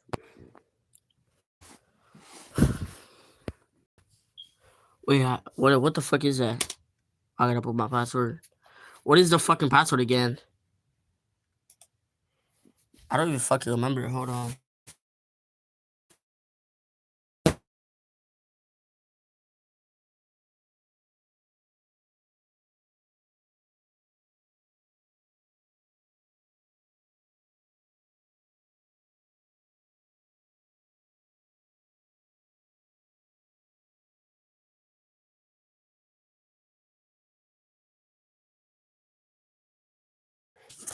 I got it right, I think. But yeah, I did. Did I get it right?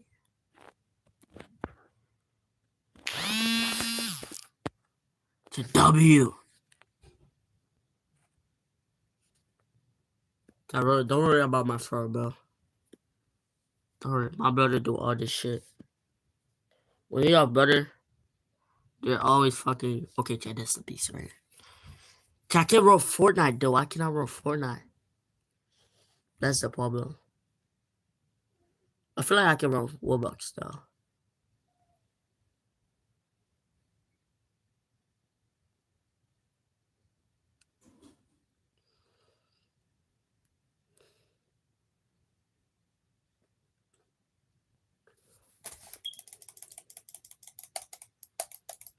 Hello?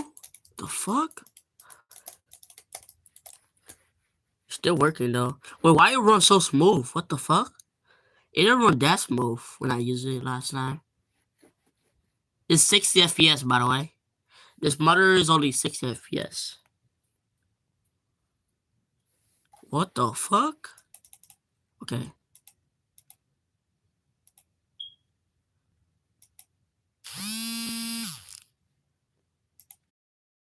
It was. I don't remember this shit. Hold on. What the fuck happened to my... I gotta...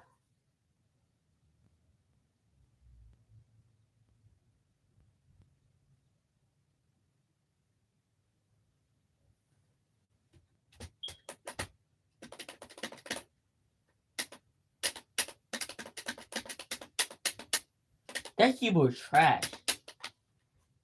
That keyboard didn't even have fucking... Yeah. Hold on, let me show y'all. Having like switches. That keyboard trash. The fuck? I'm a girl, man. I can open this shit. I open it. You have no switches. That keyboard shit. That's not the one that I bought, by the way. The one that I bought, I'm gonna show y'all on the PC. The keyboard, like, very good. I'm telling y'all. The keyboard that I'm gonna use that I bought. I'm gonna show you. It's it. Just it. Oh my fucking god, that shit's way too long.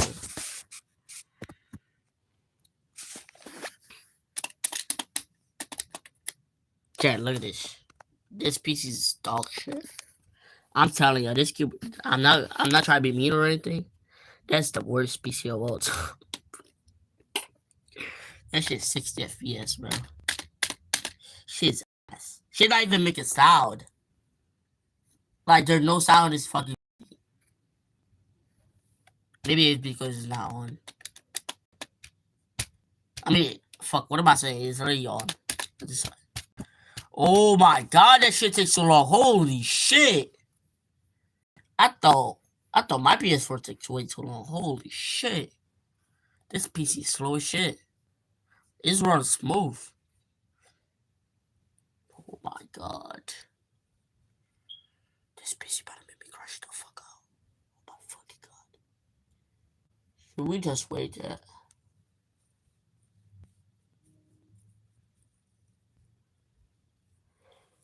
Oh my god. Alright guys, I will show you when I'm done. Shit will take way too long.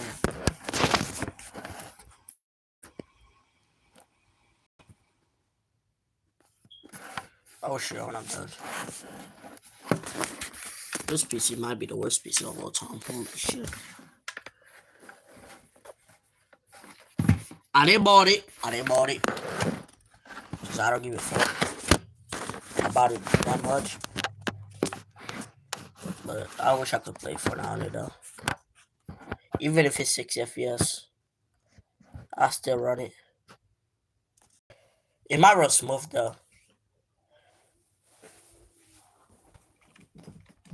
Bro, that shit took way too fucking goddamn long. Last time I tried to run some Fortnite. Shit did not work. Shit crashed every fucking time. I don't think you can run Fortnite. Yeah, shit, yeah.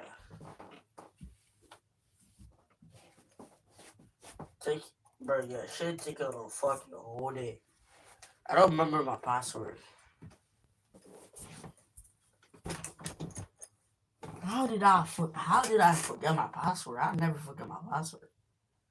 I feel like it was D. Oh my god, how did I forget my password, dude? I should not forget my password that time.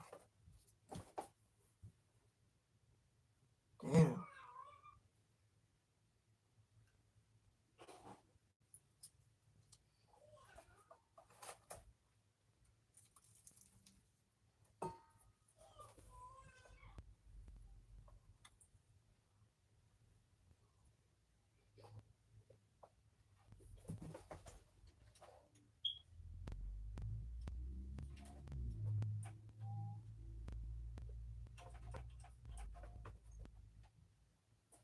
I don't think I put it wrong though.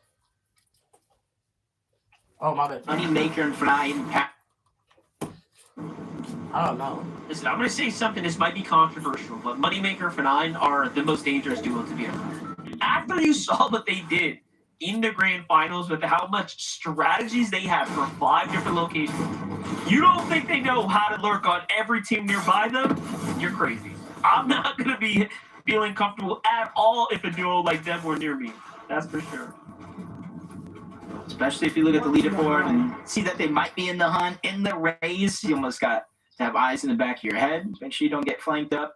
But from the Golden Grove, Booga Braids, lurking off down, just trying to grab the boss. If not for the actual Mythic, it does come with some extra heals as well. Just like Victor v. Queasy, kind of why they actually choose the drop spot here, so north on the map. It's not an actual POI, a split drop, but it's just to get that Mythic pistol in the hands of Victor V. We've seen it all the way through Major 2, even till here, the amount of damage he puts out on the entire lobby by having that in his loadout.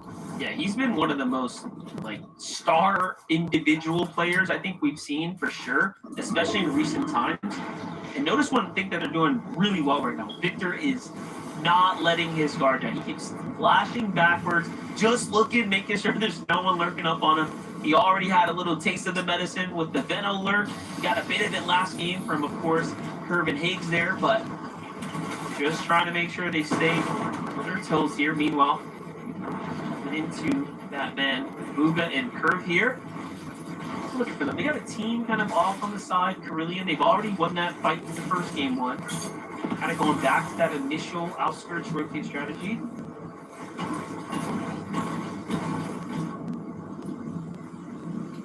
You can almost see that the zone itself is kind of impacting a little bit of the decisions teams are making. You mentioned game one, they actually fought. The zone was kind of favoring that direction. Game two as well. This time with it going further and further away, it's kind of in the back of their mind, something to worry about. His Wagers by himself. Slepsy just getting eliminated, so some extra time on the reboot card, but for Neo and Sinetto, they know he's here, hiding in the cone, and that's why he's immediately breaking out, trying to build some extra space, give him some room to work with, because he knows surviving against Neo and Sinetto are not going to be easy. Continuing pressure from up above, they're getting him to burn through his materials as well, almost 300 max left. I mean, being the leading duo, like for Wagers right now, that's the unqualified duo with the most points right now. This is perfect for everyone else if they go down here, but if Wagers manages to slip away somehow or clutch up here, I mean, this is going to spell disaster for everyone else. But it's just not looking likely. Neo, Sinetto are so healthy here. They have so many different ways to play this. The zone's going to do the rest. There it is. The clock just ticks.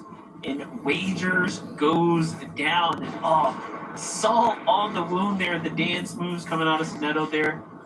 Just to really remind them what the situation's looking like here. There's only a 1 point difference, too, between Slepsy Wagers and the next best team, which is Yuz and Sharkman. So we're going to have some positions on that leaderboard, twist and turn just a little bit. We're going to tune into Osid, Vert, not too far away from Veno and Agers. I'm not sure if they have the actual information of who it is trying to jump on them, but I wish they got the information because this is a team like any other. Veno, Agers, they not only know how to play these quick box-to-box fights, they know how to play distance, they know how to play separate. You can see Veno just trying to take that extra angle again, something we've seen him do through the first 2 games already. You know, one day, 5 years in the future, there's going to be in-game voice comms, and you're going to know it's Veno outside your walls. It's going to be a problem. But for now, like you mentioned, Osid and Vert just have to play this one by instinct. Little do they know, it is a very dangerous duo there.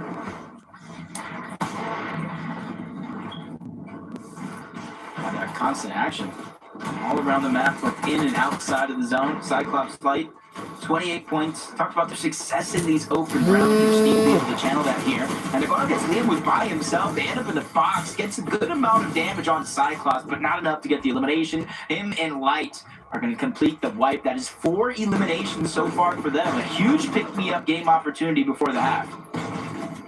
Definitely a nice situation to be in right now. The big 4 elims for sure is a momentum shifter. One game could put any team like this right back into the race here, in the conversation. All we need now is nice little endgame visuals and threats. Already flexed out their capabilities, their willingness to, of course, play for that win, go for the high ground. It's kind of interesting, right? Like, you saw how some teams felt like they were, let's just call it unlucky, right? That Western pool zone. How does it end up working out? What can you really do? This zone's completely different, but look, visuals and threats are here early, already positioned up. They seem to just be playing for key positioning, and honestly, it's working very well for them so far. It's just a huge kind of pressure off their chest. Last couple games, they've almost had the max pull in the lobbies. Back that Bugha and Curve sneak up on a whole nother team at Heatwave Harbor. Clean up one of those eliminations, no knock, so the team did get wiped. The other one rotating back on over towards the western side of Heatwave Harbor. We have a solo scurrying around here as well. That's going to be Noise. So for Higgs and Curve, they got that one elimination, which kind of helps their surge, and now they have options here. With the zone not too far away, they spot out Noise. Good damage there, and I'm not sure he's going to have any time to heal up. There's Curve on one side, Higgs on the other. Get the second elimination of this game. And keep in mind, too, they initiated with a bad shot. When Curve was sent out to the side, he still secures the elimination with the pistol there from range. Just flexing at this point, really. Two nice little elims there. Some counter shots come in though. Nyx is going to be forced to kind of slow down. They're going to heal up, but they're very much ahead right now. Oh, okay. Now it's on. Okay. Meanwhile, Traffic's no the good. biggest upset so far for Let's Golden cover Ritual your is the fact that they've only earned 4 points the first 2 games. Here on out, from here on out, you know, realistically, they should be dominating. You know, if the law of averages are true, we're going to see them destroy the next 4 games for sure. Just a much different kind of early game that I'm seeing, contested or not. I feel like they would have in kind of different scenarios, play a little bit more aggressive, but kind of a passive game plan. Kind of similar that we were talking about game 1, seeing Peterbot and Poyo just kind of sit on top of Sinister Strip. Obviously, we saw how that game turned out when it finished, 13 eliminations for them. They definitely picked up the pace to jump aboard H-Cube and Encrypted. And the funny thing about this team, Monsters, is they were a duo for quite a while. They went their separate ways. It didn't work out for them in the first qualifier. So with only 1 chance left, they said, hey, let's reunite, make the best of the situation. They not only make it here to the finals, but they are on and inside of the bubble. Take a look at this action here. Right now, on top of Magma. Magma jumps out with a surprise attack, but misses the important shot. And Veno has punished every duo that has missed a counter shot onto him so far today. And he just continues to run up the numbers right now. He's playing with such confidence here. I just have one question for you. Over or under 35 eliminations? And that's just how many he got in the major 2 finals through 12 games. And that's just kind of the track right now that Veno's going on. I wouldn't necessarily be surprised, even though those are some big numbers. V-Bucks are going on over, I'm telling you that right now. He's got nothing to lose right now. He's already qualified, right? Like they're just playing with so much momentum here. It's showing, and the strategy's different. He's uncontested. Like, we're just talking about a different game, you know? Just kind of see the differences around the map. Jumping on board Moneymaker for Nyan. They catch Batman Booga, aka Higgs, out of position, get that elimination. You get all that loot, so they do have some extra time to figure out how they want to play this scenario. It is a 2-tick zone, though, so they don't have all the time in the world before it moves into a 5-tick, but they definitely have some space to work with. Bro, they play Squid or something? Did you not play no more? Sky there. Those are the first I didn't check Twitter after this, bro. Making up for when you're this far behind after a bad game 1. I'm not even showing no more. Might even actually take down Barney there, too. I'm looking at you play on the side, though. Where is Batman Booga? Why is Curve by himself in a fight right now? Moneymaker for 9, and listen to all this go down, mind you, too. Yeah, you see they had choices. They got that one elimination. Almost looked like they were going to try to follow that other solo player that kind of got left behind, but realized the zone is just right there. We don't necessarily have tunnel vision on any one of these scenarios. We're almost 1,000 damage above the threshold, and they're quickly progressing up that leaderboard, even finding Curve out in open water. He can build, he can try to protect himself, but it's only going to last for so long before he gets cleaned up either way. It's a crazy amount of eliminations Moneymaker just got in such a short period of time, mind you. They went from nothing to about 4 or 5 already, just on that rotate alone. That's how you really play catch-up. Meanwhile, Yuz and Sharkman staying slow, steady, and true to the course here. They're in the mid-2 of the next moving zone here. Airdrop happening behind them as well. Have first dibs on that if they want to take the risk for it.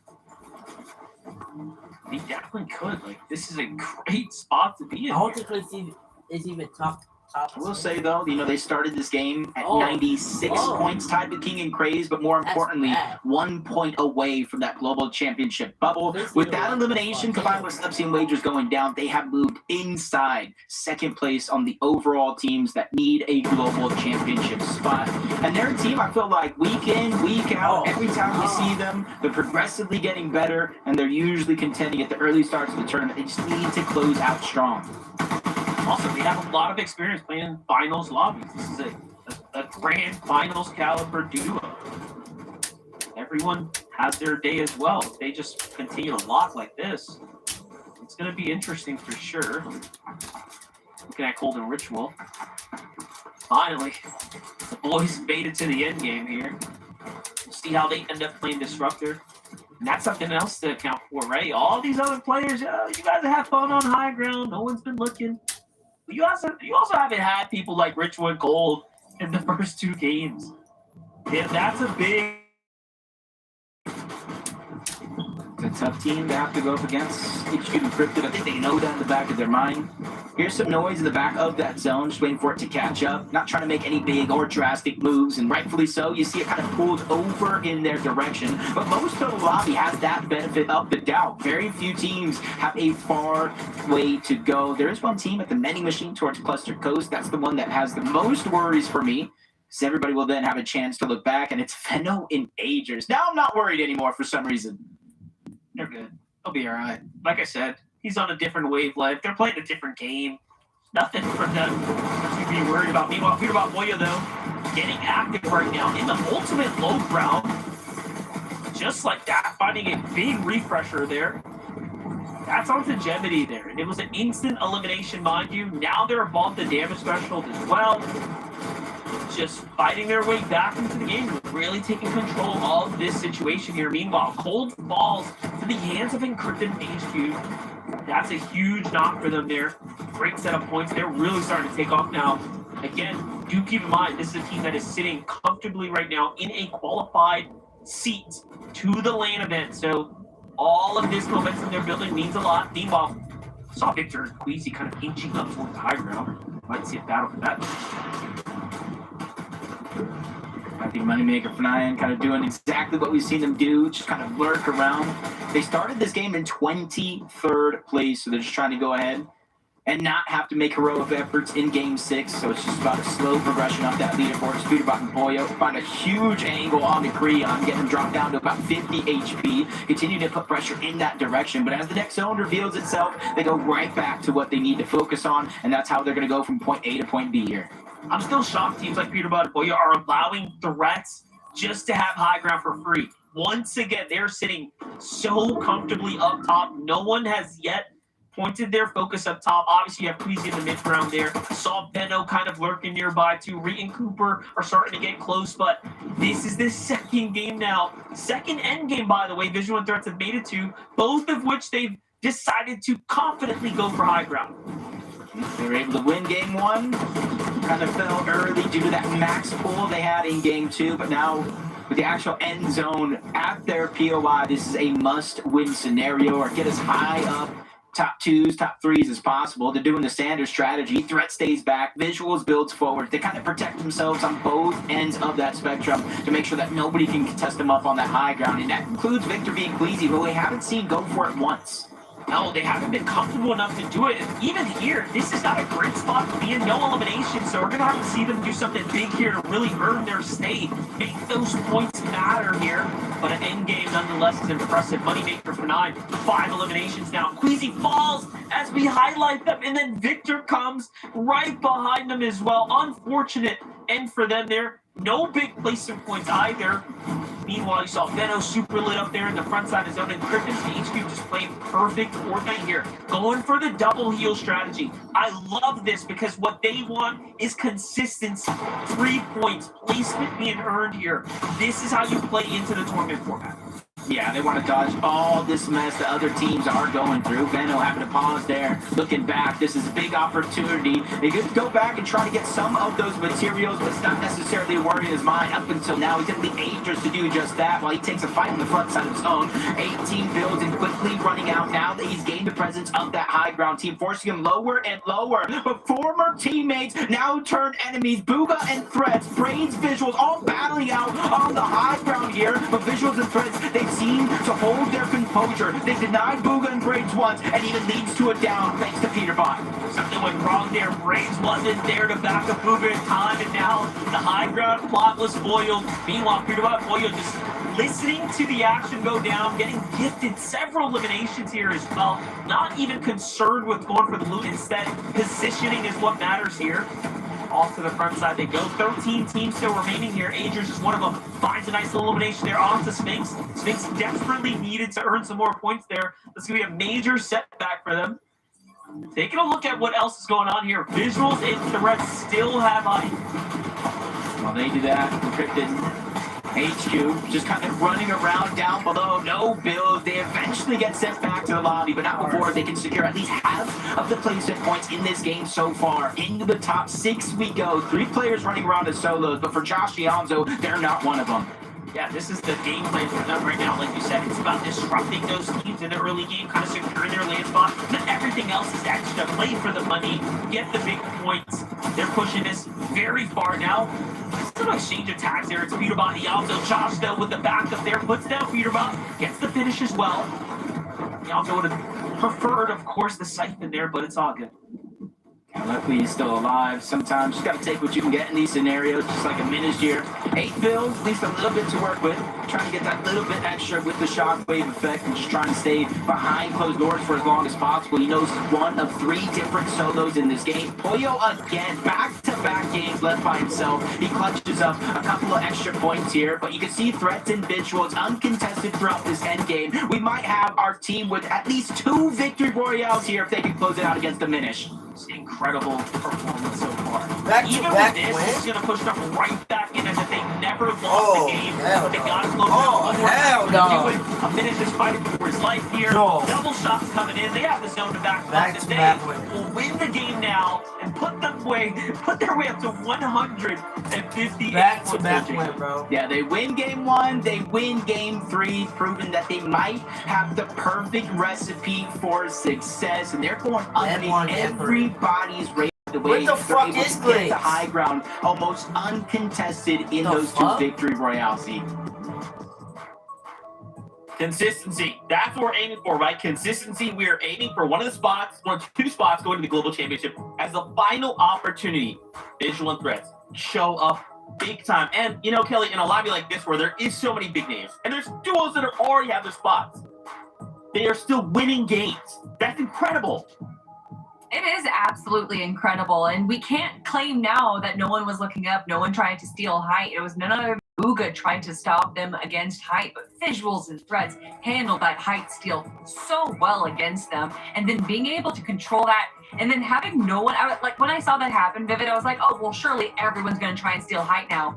That they just continue to control it so well. Also just getting the free mats from Bugha and Braids, so they were able to not only just like hold height, but also strengthen it because they were able to get a bunch of more materials. So once again, they may not have got a bunch of eliminations, but by controlling height and getting the win, they're definitely going to be solidifying their spot as a global qualified team. I think Visuals and Threats have kind of picked up the winning formula here, right? They've kind of realized in game number 1, we went through uncontested. Game number 3, yeah, we had Bugha and Braids kind of try to send it a little bit on us, but that was easily thwarted. I feel like Visuals and Threats, I'd be surprised if we don't see them in the next 3 games kind of continue to go for the high ground. As we do know, though, as competition goes later and later, some teams start to get a little more desperate, so maybe that's when more of these teams will start to go up for the high ground. But for now, Visuals and Threats, they've taken full advantage of how this play night is out right now. They've already won 2 out of the 3 games. Holy shit. 158 That's points. crazy. That is crazy. We knew going into this last game, HQ and Encrypted actually had 156. So I'm very curious to see how those standings look like in just a moment, because first, a quick break. When we return, to break down the standings, see how things are going, and try and hone in on who's in the top 2. We'll see you in just a moment.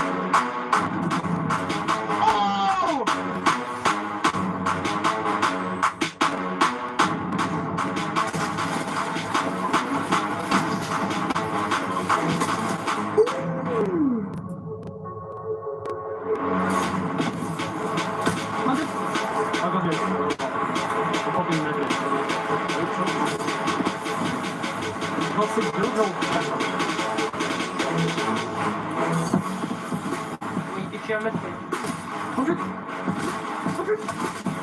Oh my god!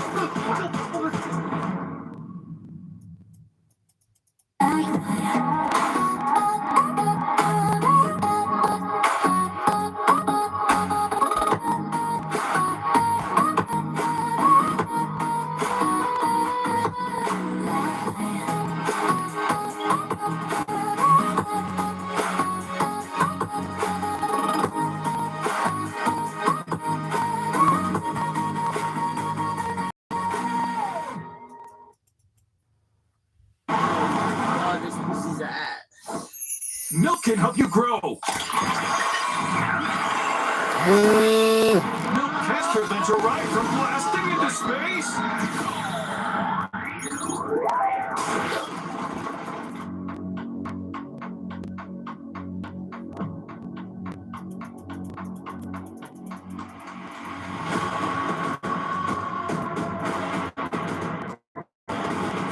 Oh my god, that shit's gone.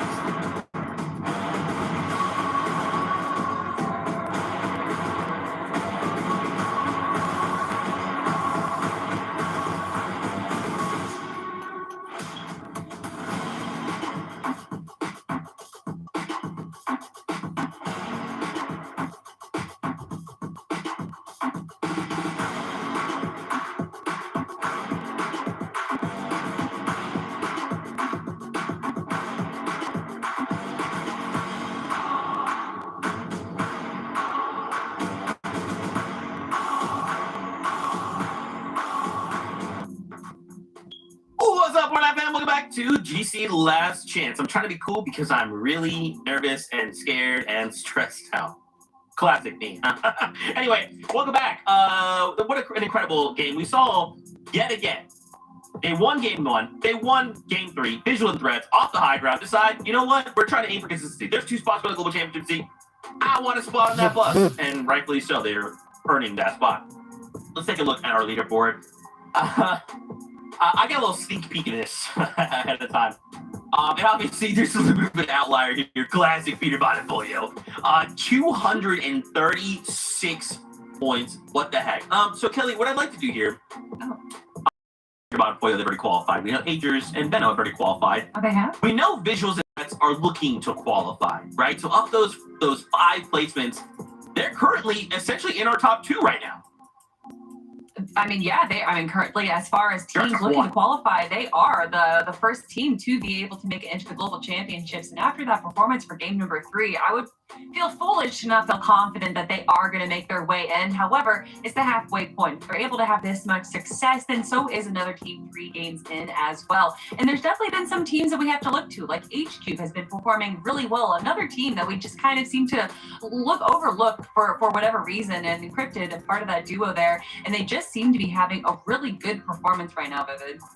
Yep, without a doubt. So let's go ahead and see how comfortable Visuals and Threats are kind of looking on that leaderboard. Now, again, this is going to be a comparison of just exclusively non-qualified global championships teams. You can see Visuals and Threats up there with 158. Again, only 2 spots available with HQ and Encrypted, 2 points behind them. Those 2 duos are currently fighting for that qualification spot. But take a look at this. I mean, Chris and Allen not too far behind. So what have HQ and Encrypted been up to, right? How are they performing so 156 points? Kelly, it's just been all about consistently playing in the top 10. I mean, their match history goes 9th place, 5th place, and then another 9th place.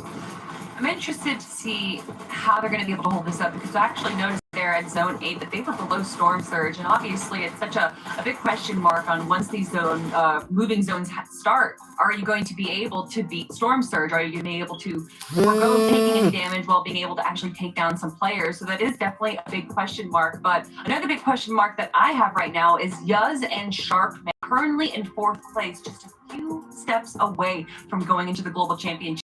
And although they didn't have as good of a game that we saw in games number 2 and 1, I definitely think they're still well within contention and haven't lost that momentum yet.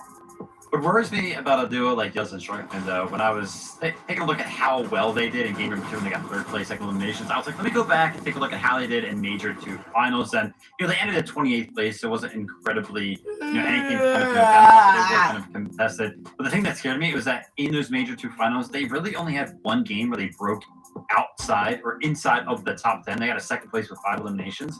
And them only being able to do that once, I was like, maybe they have already kind of expended that one good game that we kind of used to see out of Dust Sharkman already on the day.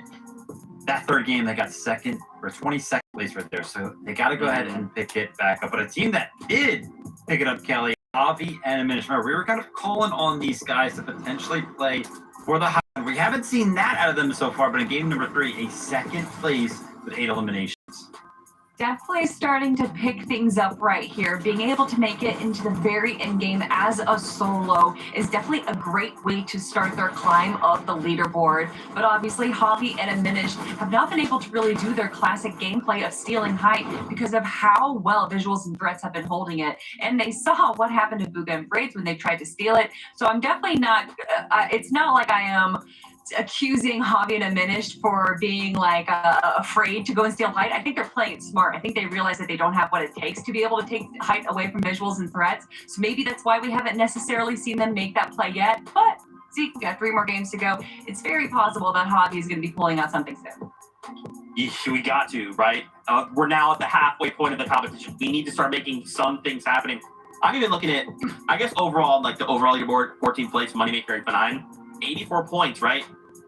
We know all the way at the top, Visuals and Threats have 158. And then if we just keep going down, Chris and Allo had 150, right? Like, there is ground to make up. But this is a duo that I feel like can do that. We just need some really strong games in the latter half of this.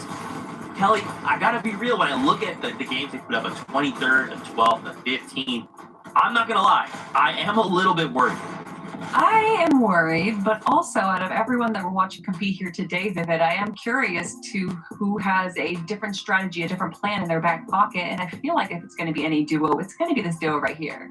I mean, listen, for Moneymaker Benign to be in 14th place with 82 points and still have yet to break into the top 10, they just got to figure out one little thing to actually make a big enough adjustment to have an impact, kind of place them just a little bit better in some of these games, but only 3 left for them to do it. We'll have to see if they can figure it out. Oh man, my stress levels are already rising. We are now at the halfway point of the competition. 3 games left. And again, I will continue to remind you, there is only 2 spots with the Global Championship. There is duels in this lobby that have already earned themselves a spot for qualifying. They're looking to compete for prize money. Everyone else is looking and fighting for just one of 2 spots. Now or never, we need to pick up the pace. We need to shift and take fate into our very own hands. With 3 games left to go, we need to make something happen right here, right now. That being said, I'm getting word. Games are ready. Game 4 is prepared. Casters, over to you. It is definitely looking to be a little nerve-wracking for the rest of the tournament. We're already at that halfway point, and typically in some tournaments, Mobs, we look at who's brave enough to go after first place. And now I'm looking at any team that is not qualified for globals. Are you brave enough to take the challenge to the teams inside of the bubble? Yeah, on top of that, you have 3 teams arguably neck and neck, tied up for the most part, 150 points, sitting up at the top with 2 prestigious positions available. Who's going to be able to do it here, Jacob? We're just going to have to find out.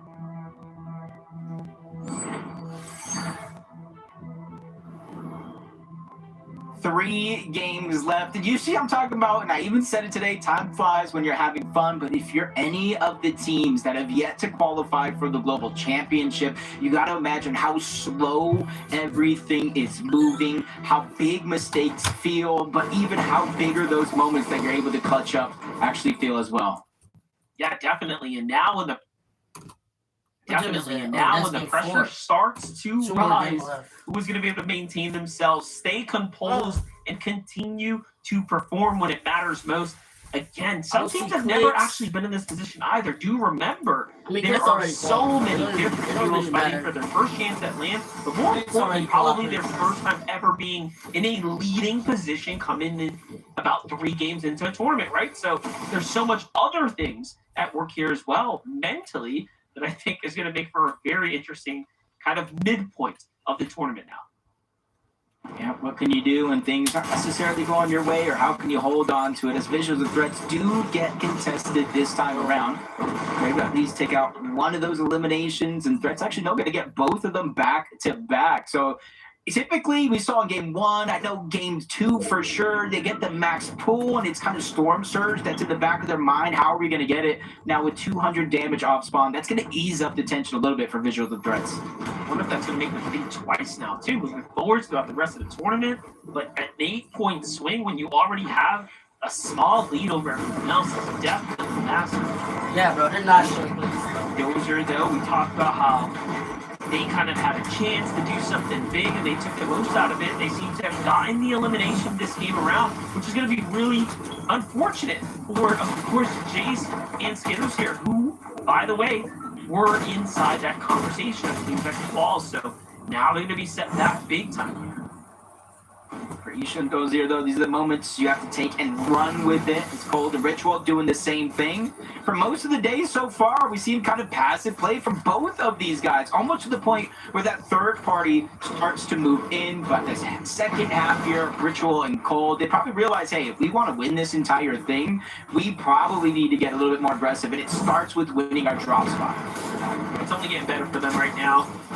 You get to see it, though, with Cold and Ritual fight on their terms. I mean, they wrap it up pretty quickly. Meanwhile, Cold just kind of locks these two down, gets the 8-point swing. Last game they did make an end game. We saw how they at least got to actually earn some real significant points there. This Neo just now kind of hurt nearby. End up catching a team. Oh my fucking God. I am enough to leave the first ball here. What the fuck is I am enough doing? The whole other dudes. Diego plays sitting outside, haven't really had the chance to earn anything yet here in the tournament. It's a good eye from Ultra, though. See him and Diego are just kind of two different elevations. Diego just trying to take control of that mending machine. But Ultra actually spotted out Doxy, knowing, hey, there's a solo here that we have to watch out for. A duo as well. Neo and Soneto, we kind of saw how that one played out. And the big question mark out of this entire scenario, does anybody know that Ultra and Diego are actually here? Because that could be a great chance for them to get a couple of eliminations, get some damage for Storm Surge. Yeah, Doxy just looking out here, trying to be very cautious with his next big move. Diego, Ultra just holding on the fort here, trying to see if anyone's going to reveal themselves. So this is all but a standoff now, as everyone is very much aware. There are people lurking there. Soneto. Yeah, luckily this building's just basically all made of metal and brick. So they don't have to go far. Just continue to replenish as many materials. Not too much of a risk in that regard. Falling below the curve. You're kind of seeing everybody else. Chris and Aloe just outside of that bubble. 6 points or so. That's these two eliminations. They'll push themselves into that top 2 spot in terms of qualifying for the globals. So Barney and Vertify have to be very, very careful here. I think for most of this game, they've been uncontested. They've been unbothered. So this one is definitely going to be a little bit of a surprise. Yeah, I mean, what's surprising to me is how Chris and Aloe just snuck their way up into this qualification spot right of the tournament. We haven't really seen or highlighted their strategy too much, but whatever they're doing, these lurk plays like this is clearly working for them, and now they're earning the extra points to really start to separate themselves from the pack here. 54, I'm not sure they saw Vertify, but he's definitely going to give himself away by building. You kind of see why he needs to replenish as much HP as possible for 2v1. He's not going to get a lot of time to do just that. Shots going to continue to pour out, and he goes down. Not without a little bit of sacrifice, though. Chris did take some damage, but overall net positive in terms of Storm Surge. Oh, most definitely, especially with that first quick elimination there. Now they get to sit on all this extra loot, too, to take with them. Shadow right now. Virgo already down, taken out here. Shadow and Virgo. I don't think this is okay sloppy, tournament. Bro. You No know, way. we've seen them kind of pop up in the end game. Watch, I'm about to show you on the keyboard. Just yet from them. They're at 134, so overall, very much in the conversation. Hey, you. Going to be forced to rotate into a plate for the pickup here. L-A. A-U-L-A-F. Just gotta hope it remains uncontested. We did see some fights I'm about to show you on the keyboard. south of the actual POI. It's just a matter if anybody tries to rotate to that mending machine, maybe even hear the noise for the reboot. Shadow and Virgo.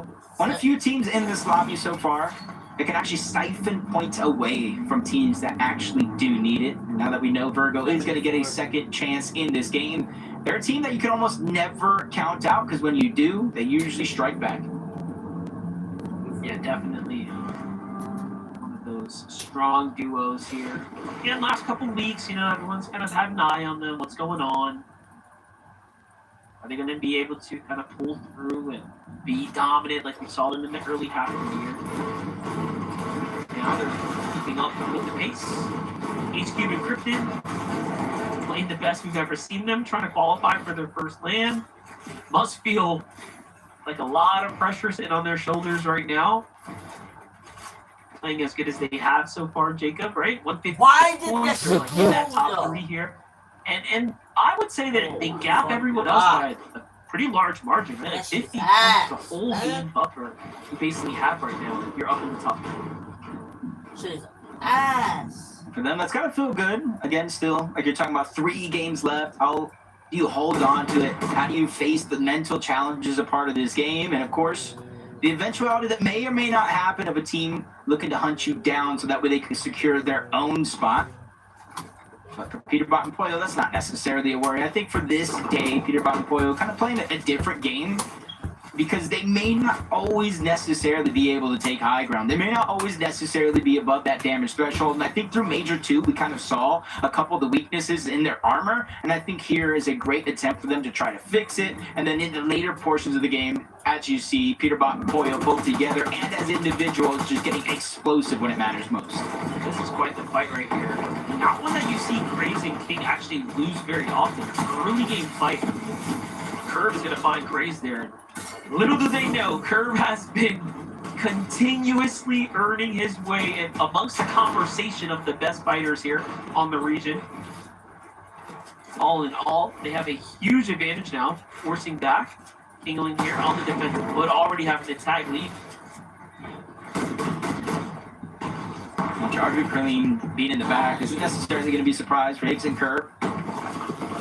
They kind of know that team lurks around. They saw shots getting fired off in the direction. It's just about how long do you want to stay and approach this situation, especially with King being a solo here by himself. And it does look like they're finally going to disengage. Enough wasting that time trying to hunt after King, return back towards Lifty Lodge where it's going, hit that launch pad, and then just play the rest of the game as normal. Second time we've seen Higgs and Curve, by the way, do a very smart disengage, not stick around for an ego fight, not stick around and willing to throw a game for 4 points, right?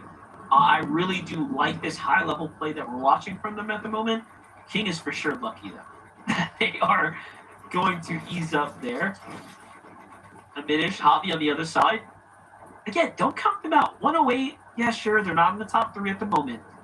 But this team can do what they need to do, and that's just remain consistent for the remaining lobby. The real question is, can those other teams up at the top stay the course as well? Because that's really all it's going to come down to. Yeah, and almost making it sound a little bit easier than it actually is because there's just a bunch of question marks all around the lobby. Peterbot and Pollo, one of the biggest ones in first place. We know how explosive they can be. Agers and Benno, from big elimination games to lurking around. We know how detrimental they can be to anybody that they cross paths with. So still a lot left in today's game. But you talked about, I think it was about 40-50 point gap between, I think it was Chris and Aloe and then everybody else on that leaderboard. Yuz and Sharkman are that next best team. So even with 3 games left, you have to get inside of the top 10. They have to get to top 8 placings with some elimination so they can stay in contention. Yeah, definitely. I mean, they're there. It's like so close yet so far now. Dropping a game really does start to kind of show its worth on the points. QK Mirox, here's a team that hasn't been very fortunate on the day so far. A bunch of lost fights, unfortunately. The first one happened into the hands of Viola. After that, they did find their footing, earn themselves a little bit of points, but right now it's Rapid who's kind of holding back here. Let's go, boy. That was not fucking Blitz. I swear that is shit. Let's say Rapid. I'm moving away from the disco. Come on. Rapid who's kind of holding back here. Don't tell me please fucking die. First one happened into the hands of Viola. After that, they did find their footing, earn themselves a little bit of points, but right now it's Rapid who's kind of holding back here. Where's Clicks, bro? Oh my god. Dude. have the same problem other players would do on this side of the map. Is how do you maintain that Storm Surge threshold, because it is active as of now. What the fuck is it's not playing? What is happening, bro? See now, even here, it's the first that we What the fuck is happening? Sort of on that threshold, that damage potentially looking to come for them here. They gotta be careful with the Storm Surge right now. Not many options to pick from as far as duos. It's about 3 in front of them, but a few of them do have really big high ground kind of positions. I mean, I guess they can also just sit on the vending machine too, right? They do have a couple plays they can make here. They don't have to force anything, but either way, keep an eye out for them. Meanwhile, here's threats. No visuals. Okay, so the first we're seeing of one of our consistent teams that are leading the pack here. You know, you would think after 3 games, after winning 2 of them, oh, it's a shoo-in. Oh, they made it. No. Still has 3 more games in front of them. Anything can happen, even now. The same way we saw we had taken out in game number 2. Look at this. They're way behind here. Yeah, the blessing that they do have going for them is the damage above the threshold. Gotta see how visuals have to fall just snuck.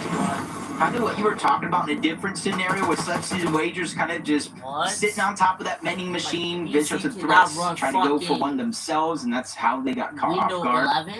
Sometimes it's just hard to check every single cover, every single cone. Make sure you're safe 100% of the time, but as you see in the minimap, zone continues to pull towards the north. So as Peterbot and Poyo themselves start to get engulfed by the zone itself, it's for a reason. They're just staggering themselves back so they can go ahead and get even more damage above that threshold. Brents does get that reboot there. See the picture. Visual's going to touch down. Meanwhile, Peterbot is being a menace right now to Icy and Decay here from the high ground. Had Jason sight for a little bit there too. Got the double bang shot there for him. Wow, 100 body shot. I think both timed it perfectly. Double tag somebody, instant down. But you can see they're just preparing for the next rotation. Going back to the double hills, the shockwave, and then the loadout with the AR and the shotgun. You can see a different approach versus some of the other teams that still will use that lance head pistol or the regular as well. They try to get 2 different ammos, which the small and the medium. Peterbot and Poyo are just going for straight surge throughout majority of this game, knowing they could probably pick one of those up later on. Yeah, they've done a really good job, I would say, comparatively to the grand finals performance, where we saw them, I don't know, doing different strategies, kind of pushing different teams, and it didn't work out exactly the same way, but this time, we've seen it just be in prime form. Threats, though, gets knocked to the storm here, and it is just chunking away right now. It's going to force Visuals into his last chunk jug here, right after getting picked up. Can they earn 80 points at this point is the real question here, but no, Visuals doesn't make it in time. You might have know what that was. Or something. Yeah, that was the storm sickness, and I was thinking he's taking huge chunks. It's supposed to be a 5 tick. He was taking 10 for damage. That was active storm sickness, and you only actually take the active storm sickness for so long before you just kind of vanish like a magic act. You get taken down, sent back to the lobby. So for Visuals and threats, that has got to be a mental stopper there. Everything in their game here has come to a close, and they just got 2 games left. Okay, so the trying to keep themselves within that bubble. Wait, the graphic card is only 64 yeah, there's MB. 10 ticks of storm sickness. Fucking God, that's her fast. Pretty much. Virgo on the other side, though, also another player that was rebooted, mind you. Take a look at this. Aloe and Chris. Pressure's on. They deliver. This is why we're one of the most consistent teams here on the day right now, continuing to perform here when it matters. Virgo, though, you saw that Shadow went with the hero's effort to kind of bring him back into the game. He's 59 below. And he clutched something out here. Oh my God, that shit's ass. Go to pick, to say the least. God damn. Didn't expect him below him. Oh, they see him. Virgo gets taken out. Close, but no super hard. Hook, line, and sinker. Almost feel like they baited him out. I was kind of thinking just like you, that angle is definitely got to be hard to see him, but they spotted him out nonetheless. Getting almost 800 damage above the threshold. Surprisingly enough, their first elimination of the game, but it's kind of been how the day has been going so far. Slow and steady, and then they kind of explode here in some of these end games. Even kind of 13 eliminations, not winning the game, but still ending up in first place after game 1. And you're kind of seeing where everybody is forced to go over towards the north, just towards the west of the Battlewood. Urban Yuz trying to play catch up here. That immediate competition, still earning points. We already know they have a chance to do something big here. 147 above, so not too desperate at the moment, but they'll probably need a little bit of tags. Zone's still quite the ways away. They still have a shockwaves with it. It's Ritual who's got positioning right now. Tyler a chance, and a few tags there. Subsea, Wagers.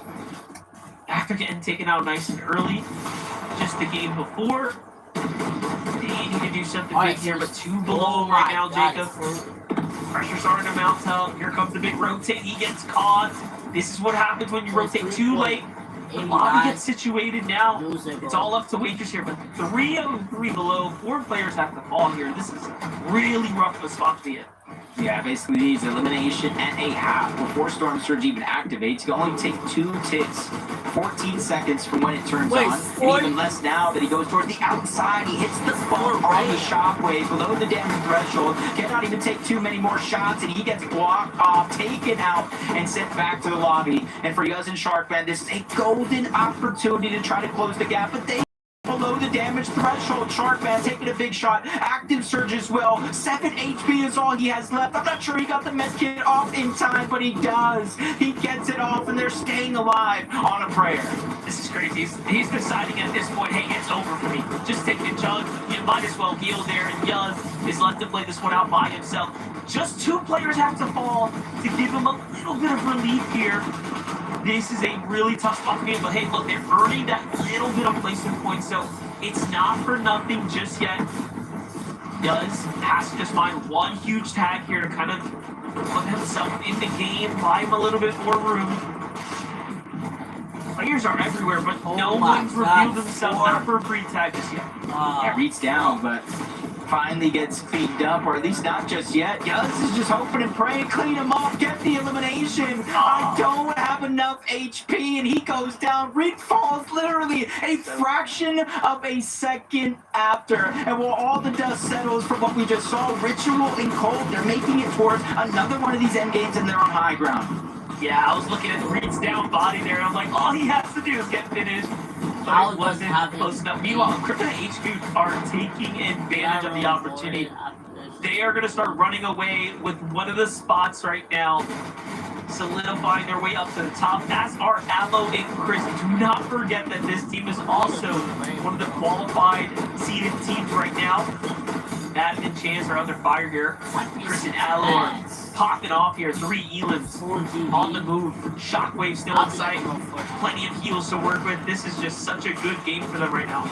Yeah, and even better with the competition above them on that leaderboard already down. Peterbot and Pollo take the challenge. We were saying, where are the fights on high ground throughout today's tournament? Peterbot and Pollo have finally set their eyes on the prize. They get the elimination for Hyde. This is how it all broke down. Just one shockwave. Ritual didn't see it coming. The full box. Oh my! You know, just like that, you let your guard down. Peterbot and Pollo came to play. And they're in control of things here from here on out. Finish. Hobby on the other side, though. Look at this. Did something happen? Rotate full box. Was it that nasty? Hold on. Of them on that leaderboard already down. Peterbot and Pollo take the challenge. We were saying, where are the fights on high ground throughout today's tournament? Peterbot and Pollo have finally set their eyes on the prize. They get the elimination for Hyde. This is how it all broke down. Just one shockwave. Ritual didn't see it coming. The full God. returning to familiar territory. Now he's going to get healthy. 200 effective shield and HP, and inside of the top 10. So at least half of the placement points in the game so far. But they have to be careful. Peterbot and Pollo up above. Currently in speed, taking the left side of the zone. And Encrypted and HQ still hanging on. Crazy that this is their immediate competition as well. Chris is just trying to stay alive. He actually finds Madden on the rotate there. So another elimination for Meanwhile. HQ and Encrypted trying to possibly play for some more elimination points here, but they also only have one. You can really tell that the teams that need the qualification are desperately playing for placement points. Meanwhile, Dash and Oxy hoping to get a win here. Go for high ground, push Pollo off. HQ still popping off though. Finds Curve there. And Chris listening to the chaos go down. Even with the enemy above him, he stays in the storm a little too long and then gets finished up there finally by Peter. Yeah, just great clutch effort. Oh my God, Peter by Pollo. Necessarily need the Peter. Oh, never mind. So much. Never mind. I thought you were gonna win. Everything. Never mind. Yeah, I think Curse there. But Peter by is HQ. Let me trust Chris. HQ went down. Beast bomb. Come on. Did HQ win this game? HQ went down. Encrypted is still good as a solo. Can he win this game? Can he clutch this for his teammate? It's Pollo. It's Big Pollo. Pollo win this game by himself. It's Peter Ba. It's Pollo to win the first game of the day. Peter Ba is first place in the leaderboard. Let's go, Peter Ba. Peter Ba. Peter Bot! So let's go! Big B! Did something happen? Sorry. I'm just so used to them winning games. It just that comes naturally. Big baby! Longer surprise. Fucking go, Peter Bot! Win games. And of course, Kelly, he comes on the back of Pollo again. Solo clutching. Pollo! It's Pollo! I don't know what it is. And I hope that the next time I see him, I can ask him. But he's really coming to his own this year. He is gone Big from Pollo! this player that people are like, oh, Pollo's like the best. Pollo's the best player of all time. They're like, Pollo doesn't do anything on the team. He's the best It's of the all coming up best. Pollo this year, and I love to see that. It's Pollo year. 100%. I'm going to be honest. I actually turned the volume down on my headset because I thought Zeke was going to scream. So, good job, Zeke. I'm very impressed. Way to control yourself because that was absolutely incredible. Peterbot and Pollo have already been doing well, and they've been doing well in a very un-Peterbot and Pollo way, but still somehow they're in the top of the leaderboard. What a surprise. But this was finally a Peterbot and Pollo game, and I think it really started with the Peterbot and Pollo. Come on, bro. I will say, come on, Pollo, my son. Birds.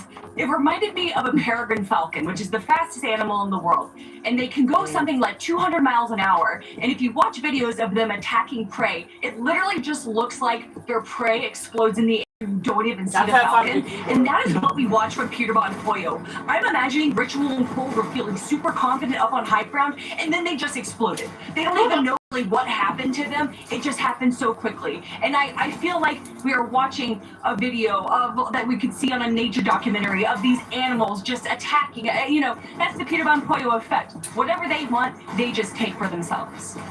And they're playing super because well. The greatest. Obviously, They are the greatest. Game before they had a very big lead up in the leaderboard, kind of just extending that here with this. Because they're the greatest for that whole time. This, like we mentioned, typically we were seeing the high gun go pretty easy so far. They had the steal, they had the fight for it, and then they actually lost it for a quick moment as well. But Pollo kind of returned to form, and it was just a 1v1. Remember, it's the second time today Pollo's been in a 1v1 for the win. So these guys are just playing super well right now. This time he clutches up, and on the back foot of that performance, 330 points. They went into that game with 236, so almost 100-point game there for the duo. It's just Peterbot and Pollo. They do what they do, right? There's actually a little, you know, it's interesting. They went up against a team looking to qualify. HQ and Encrypted that game. They came in second place. Holy fuck. I'm curious to see what how that never fucking mind, bro. Peterbot's winning this shit. After this break, I'm so sorry that I fooled you, but we got. I think someone else is gonna win it, but Peterbot's winning. Peterbot's fucking winning this shit. Alright, tell him to the keyboard. Get out, ball.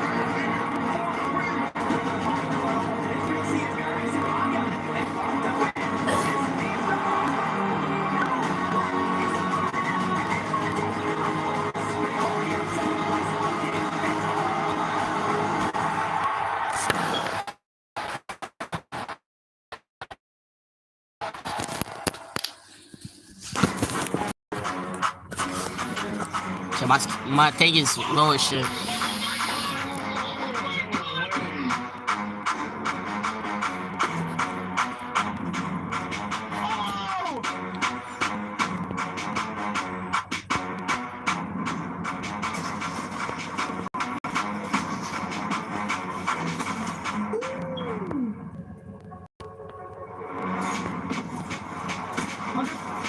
Fuck it. Fucking method. What's the build? If you're meant. Fuck it. Fuck it. Oh my god.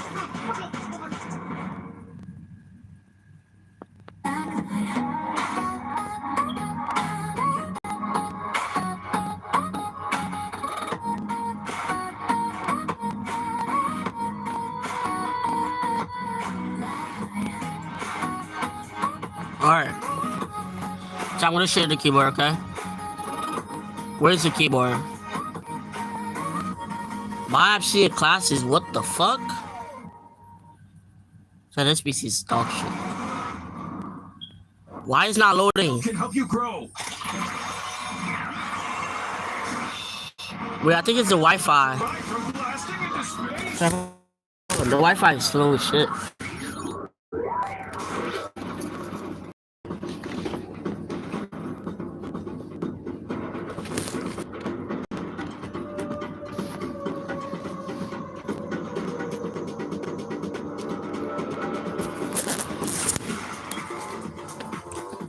Check, hold on. Oh, where's the keyboard at? Oh my fucking god, I'm about to crush the fuck out. I'm about to break that shit, not gonna lie. So yeah, the keyboards look like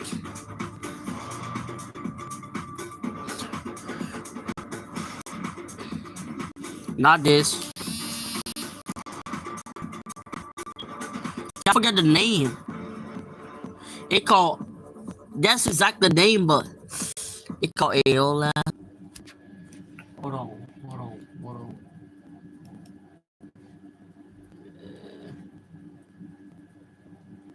Bro, I can't find a fucking keyboard, bro.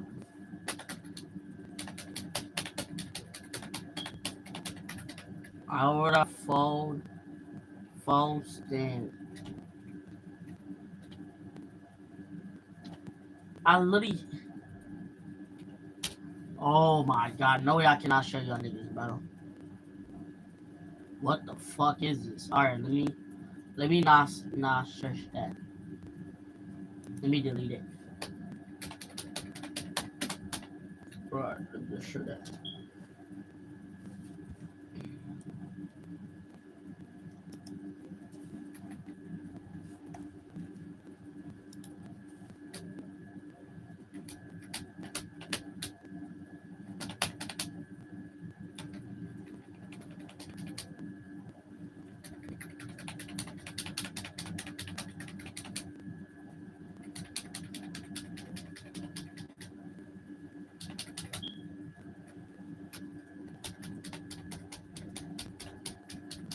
Holy fuck, and that shit delete?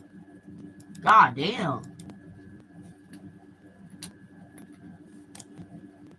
Alright, fuck it.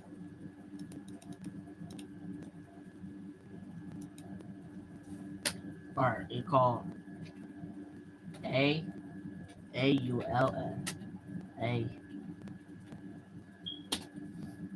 I'm trying to find it. So it's not that. Is it? Hold on, let me go to shopping. I gotta go shopping.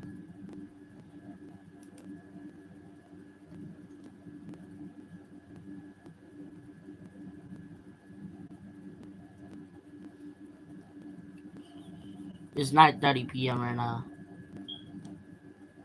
Is it that? Wait, I think I find it. That's not even the fucking keyboard. What the fuck? Yo, those are weird. What the fuck is that? I need the keyboard. What the fuck? They show me random code.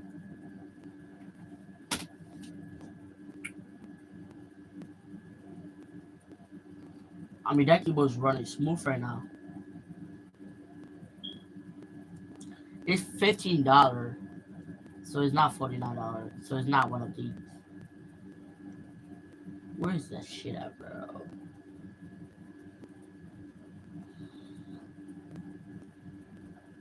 So it's not one of these.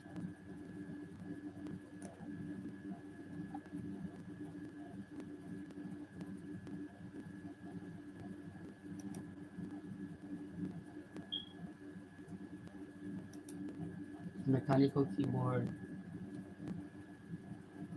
It's not one of these. It's this brand. But it's wired, I think.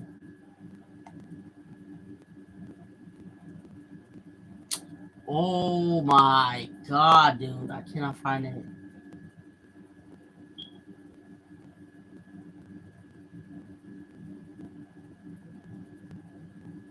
Hold on.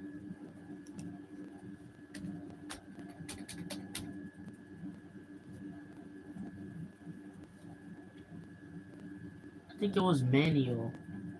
Manual 70. I think it's 74% or 60 something. Was it any key? Oh my god, when? Oh my god, I cannot find it. I wish I could show y'all. I guess I'm gonna have to wait then to show y'all.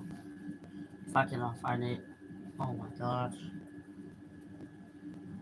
Dude, no way I cannot find the freaking keyboard, bro. Wait, never mind. I think I find it. I think I will find it. I'll wait if I freaking find it. Hold on, let me delete that.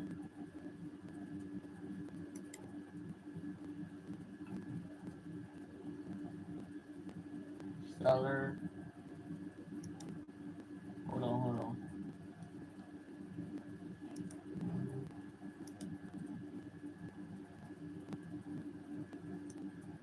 What the fuck is that?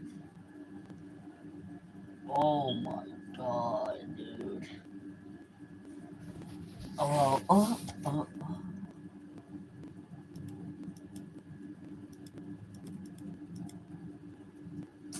It's not that. Oh my god.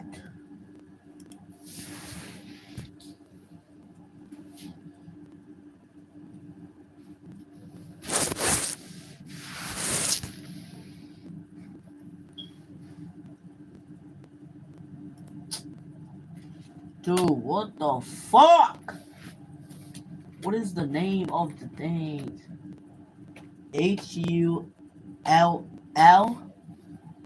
HULLA. Well, I think it's 75.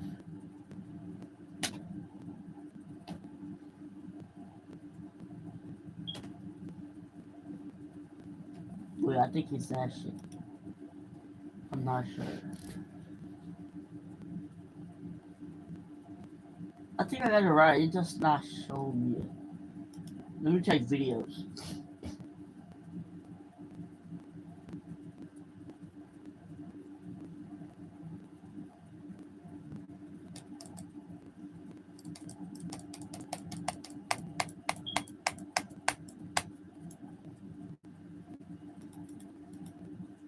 Shit, that shit gonna spam me back. Alright.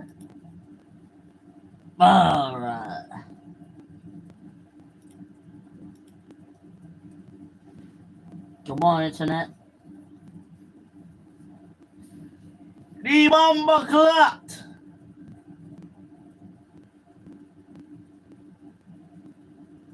You know what? I'll show you on there. Watch the FSCS. And just watch FSCS, okay?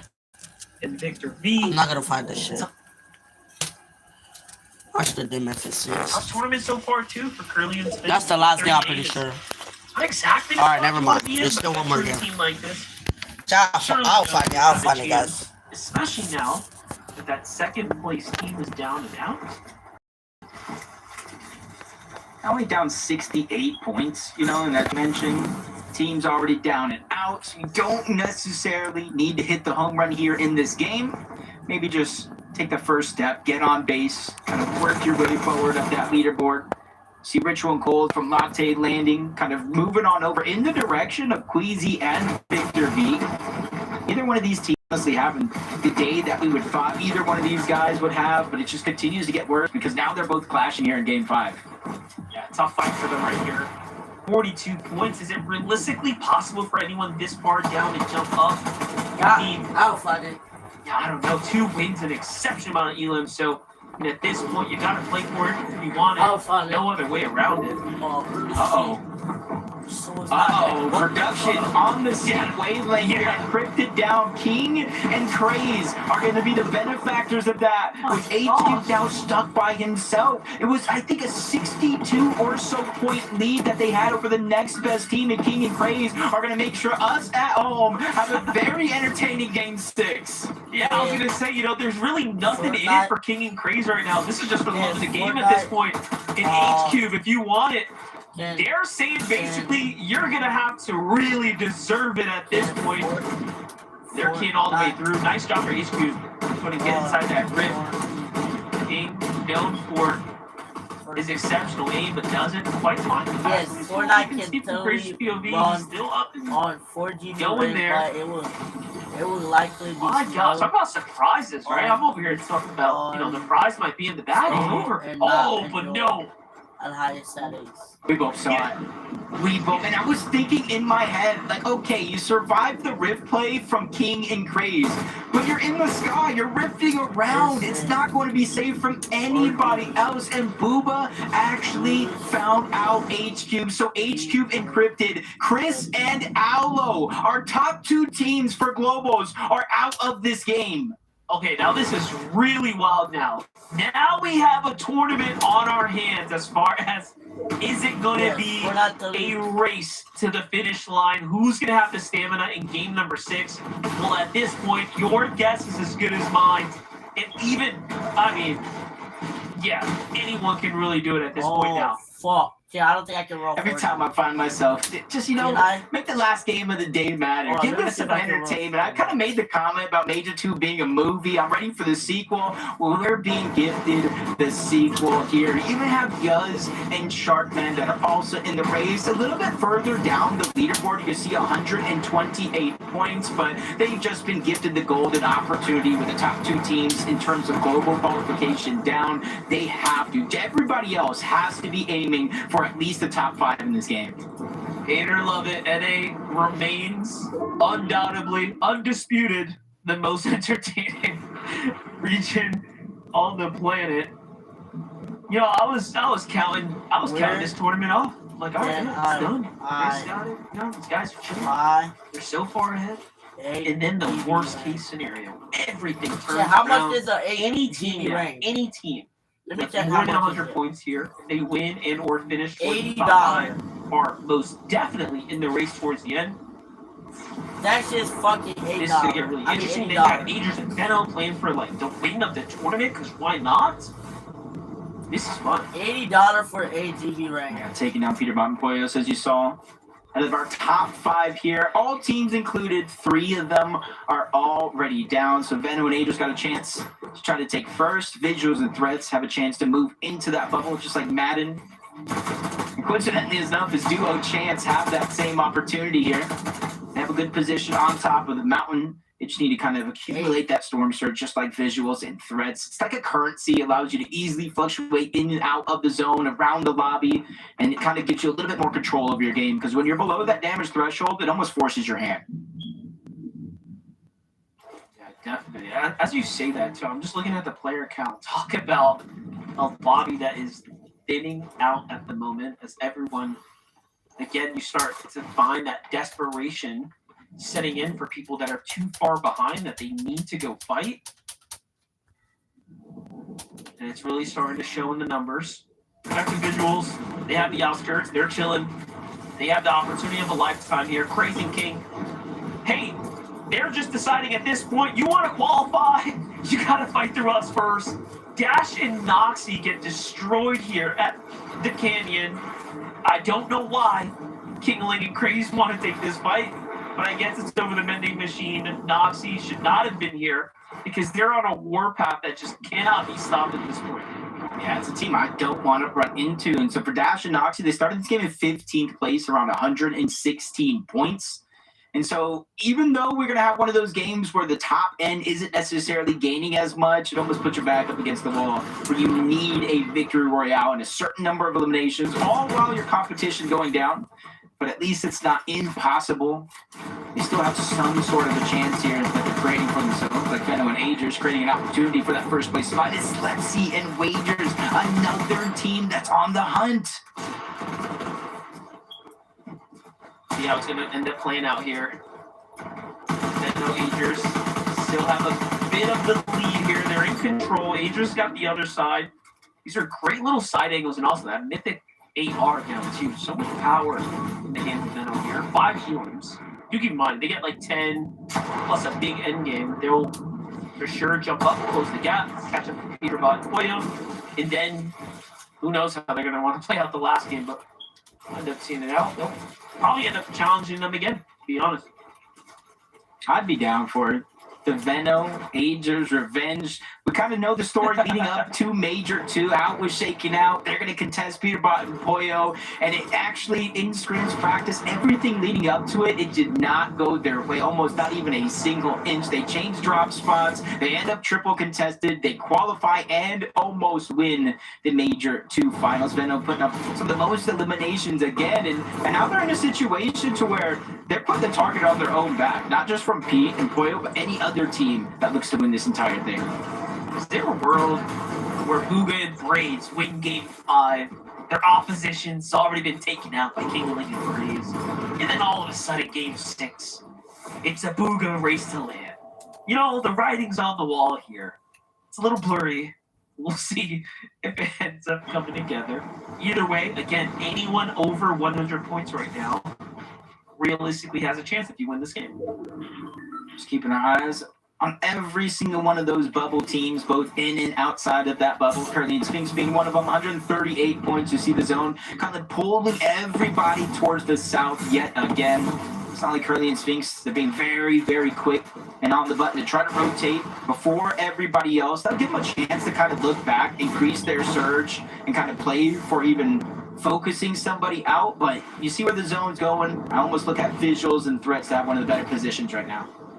Yeah, this is a crazy zone. We haven't seen a Southern crew like this weekend or during the Major 2, I feel like. This is pretty far of a draw at the moment.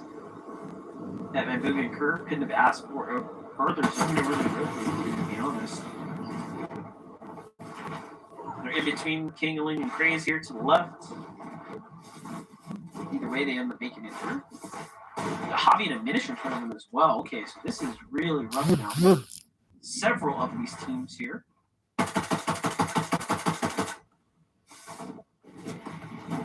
It's becoming a little bit more of a chore just to get to the edge of the zone. Not to mention trying to get yourself a spot deep in towards the center and to give yourself a relatively easy chance no matter where the next zone does pull towards the half and half. One shockwave can kind of cover the distance. But not everybody has that luxury. We're seeing Higgs curve just have a position where they can, and it's Veno and Agers that are sneaking up onto him. Lands a good shot onto Higgs, backing him up just a little bit, but they're weak themselves. Veno does have a little bit of damage himself, so they're both going to take some time to heal up. Curve and that Van Bugha have obviously shown they have a ton of patience inside of them. They've really just been playing every single game, every fight like it matters, as if this is a finals. Now, some teams, they kind of get into these lobbies and they're already qualled and kind of ease up, but not today, not at NA. Everyone's really doing their best. Minish Hobby, these are really big moments here for them now. This is going to be a defining opportunity for them. If they can get a refresh here, it will be massive. Not that they exactly need it, but it's the points, it's the ability to go for high ground. They can do so much with that. They're the next team up. More qualification spot. And let's say right next to them, it almost looks like Moneymaker for 9 found themselves in elimination. A lot of teams here in this lobby in very, very similar situations. So you can kind of see the risk-reward scenario for some, just not necessarily going their way, but as we tune into threats and visuals, not only is threat 7 below the damage threshold, visuals has just been sent back to the lobby. See there, Threats is trying to make his return to land. He didn't get to get any spots in the 2025, early 26. Again, no stranger to, of course, playing in person. This is an OG by all means. Great job, by the way. Being below the surge, remaining composed, finding tags, 3 through the cracks here, and now he's got a little bit of time to work with. 6 shockwaves too, mind you. So surely, even as a solo, he can make this go the distance here, play for big placement points. He's going to need about a 3-point clutch up, 40 points to go ahead and close that gap between him. And of course, the second place team that fell a little bit earlier, Crystallo. Literally kind of thinking the same thing. You don't necessarily, for some of the teams, need an actual victory royale just to close the gap. Crystallo going down around 206 points, HQ encrypted, around 228 points.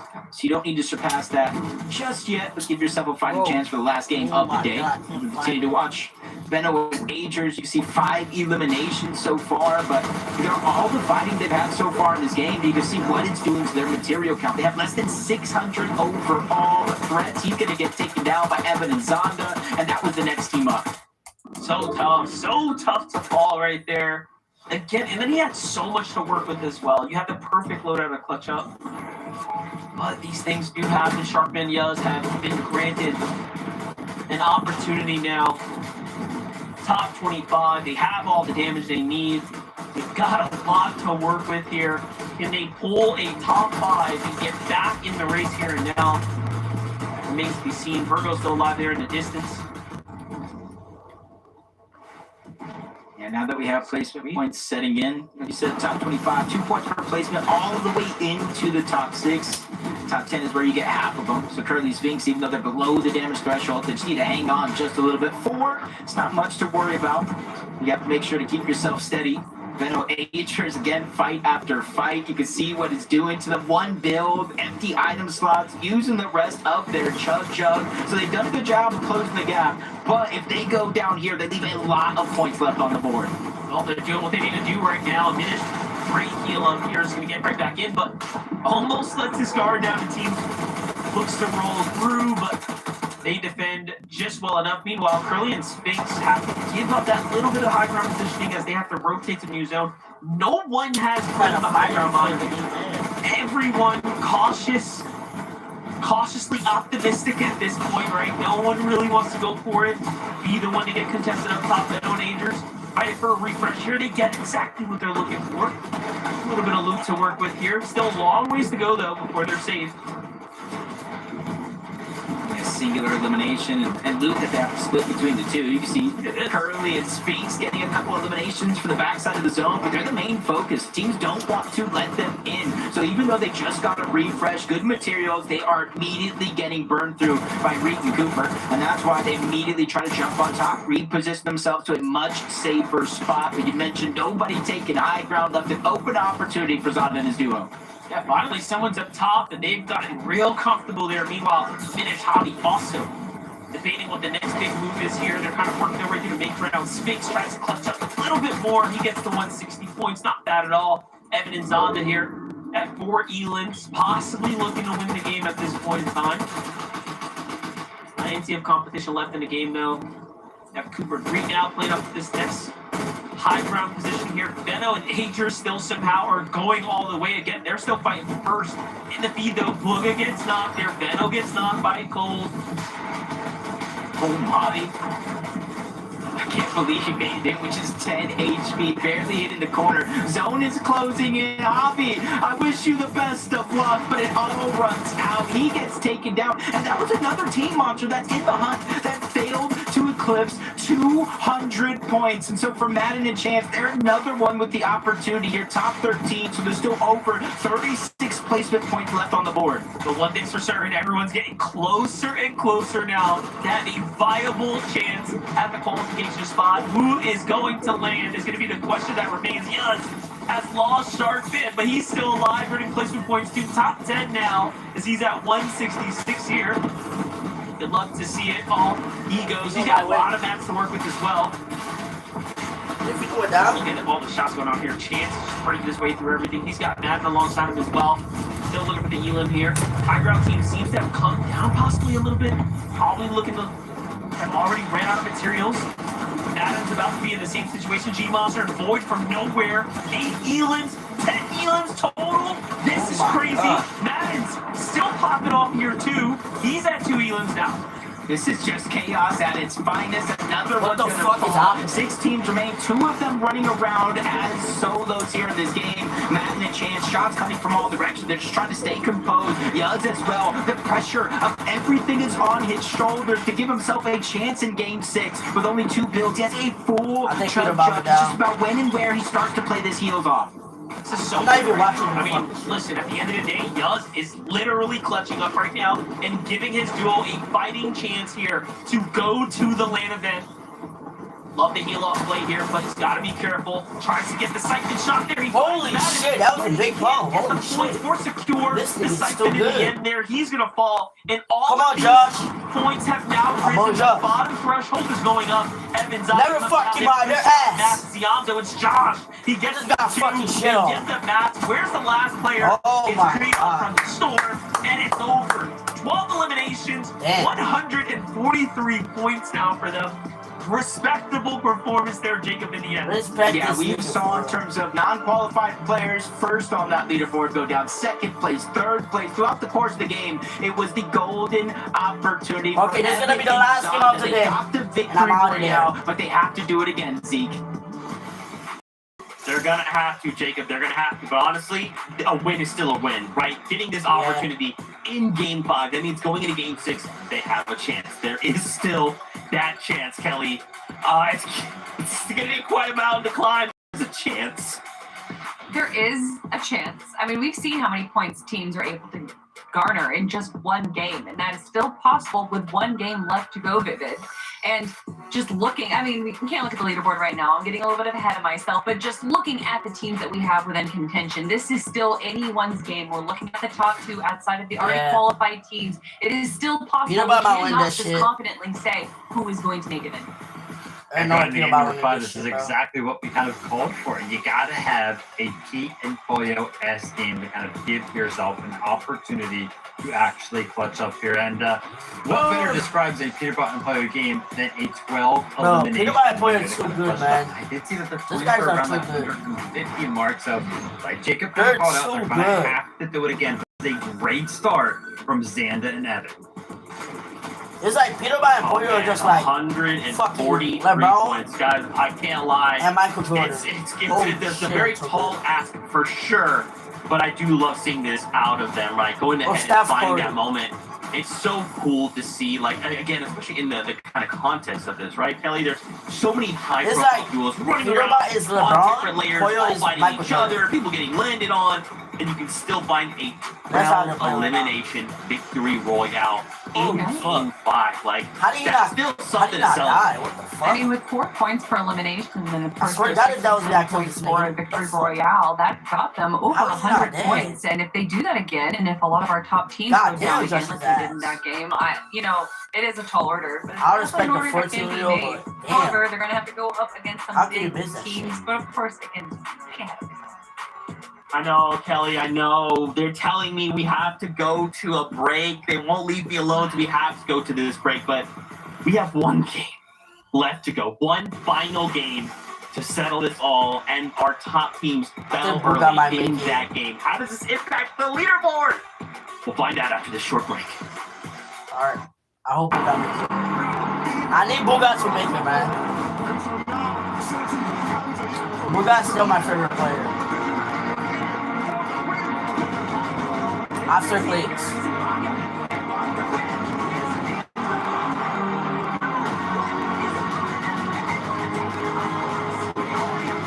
Game 2 days, 1 winner.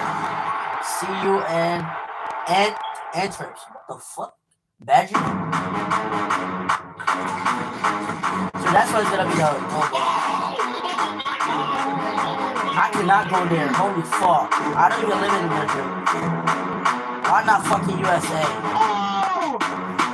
Why not in New York? Holy shit, why fucking Belgium? Dude, those guys are good. The fuck? 200? Damn. Holy shit, those are easy to hit, bro. Damn. 100? Chuck up. Oh shit, chuck up. Yo. This guy's fucking ass. Who is that? Nice? 200? Oh shit, 100? Oh my god. How did they lose that? Yo. I mean, that was kind of easy. But how the fuck did this shit?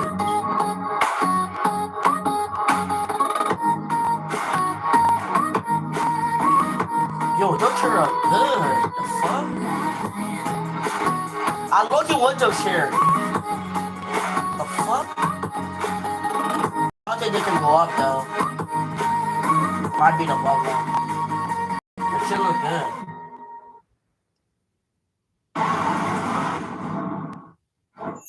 Milk can help you grow. Alright. I'm ready for the last one today. Blasting into space.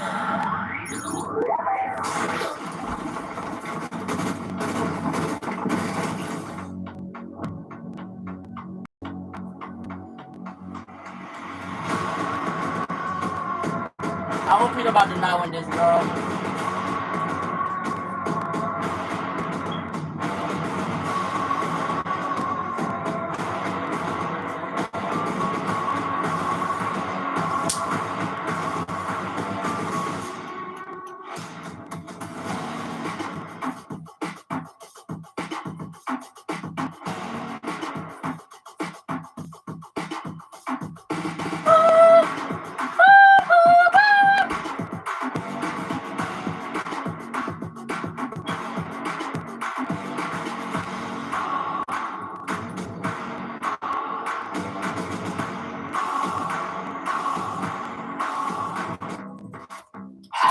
Just one game left. You don't and know about to then win that DC shit. last chance is over. It's crazy. I feel like we just started the day No one can stop and we're this zooming. Okay, we're already on game number 6.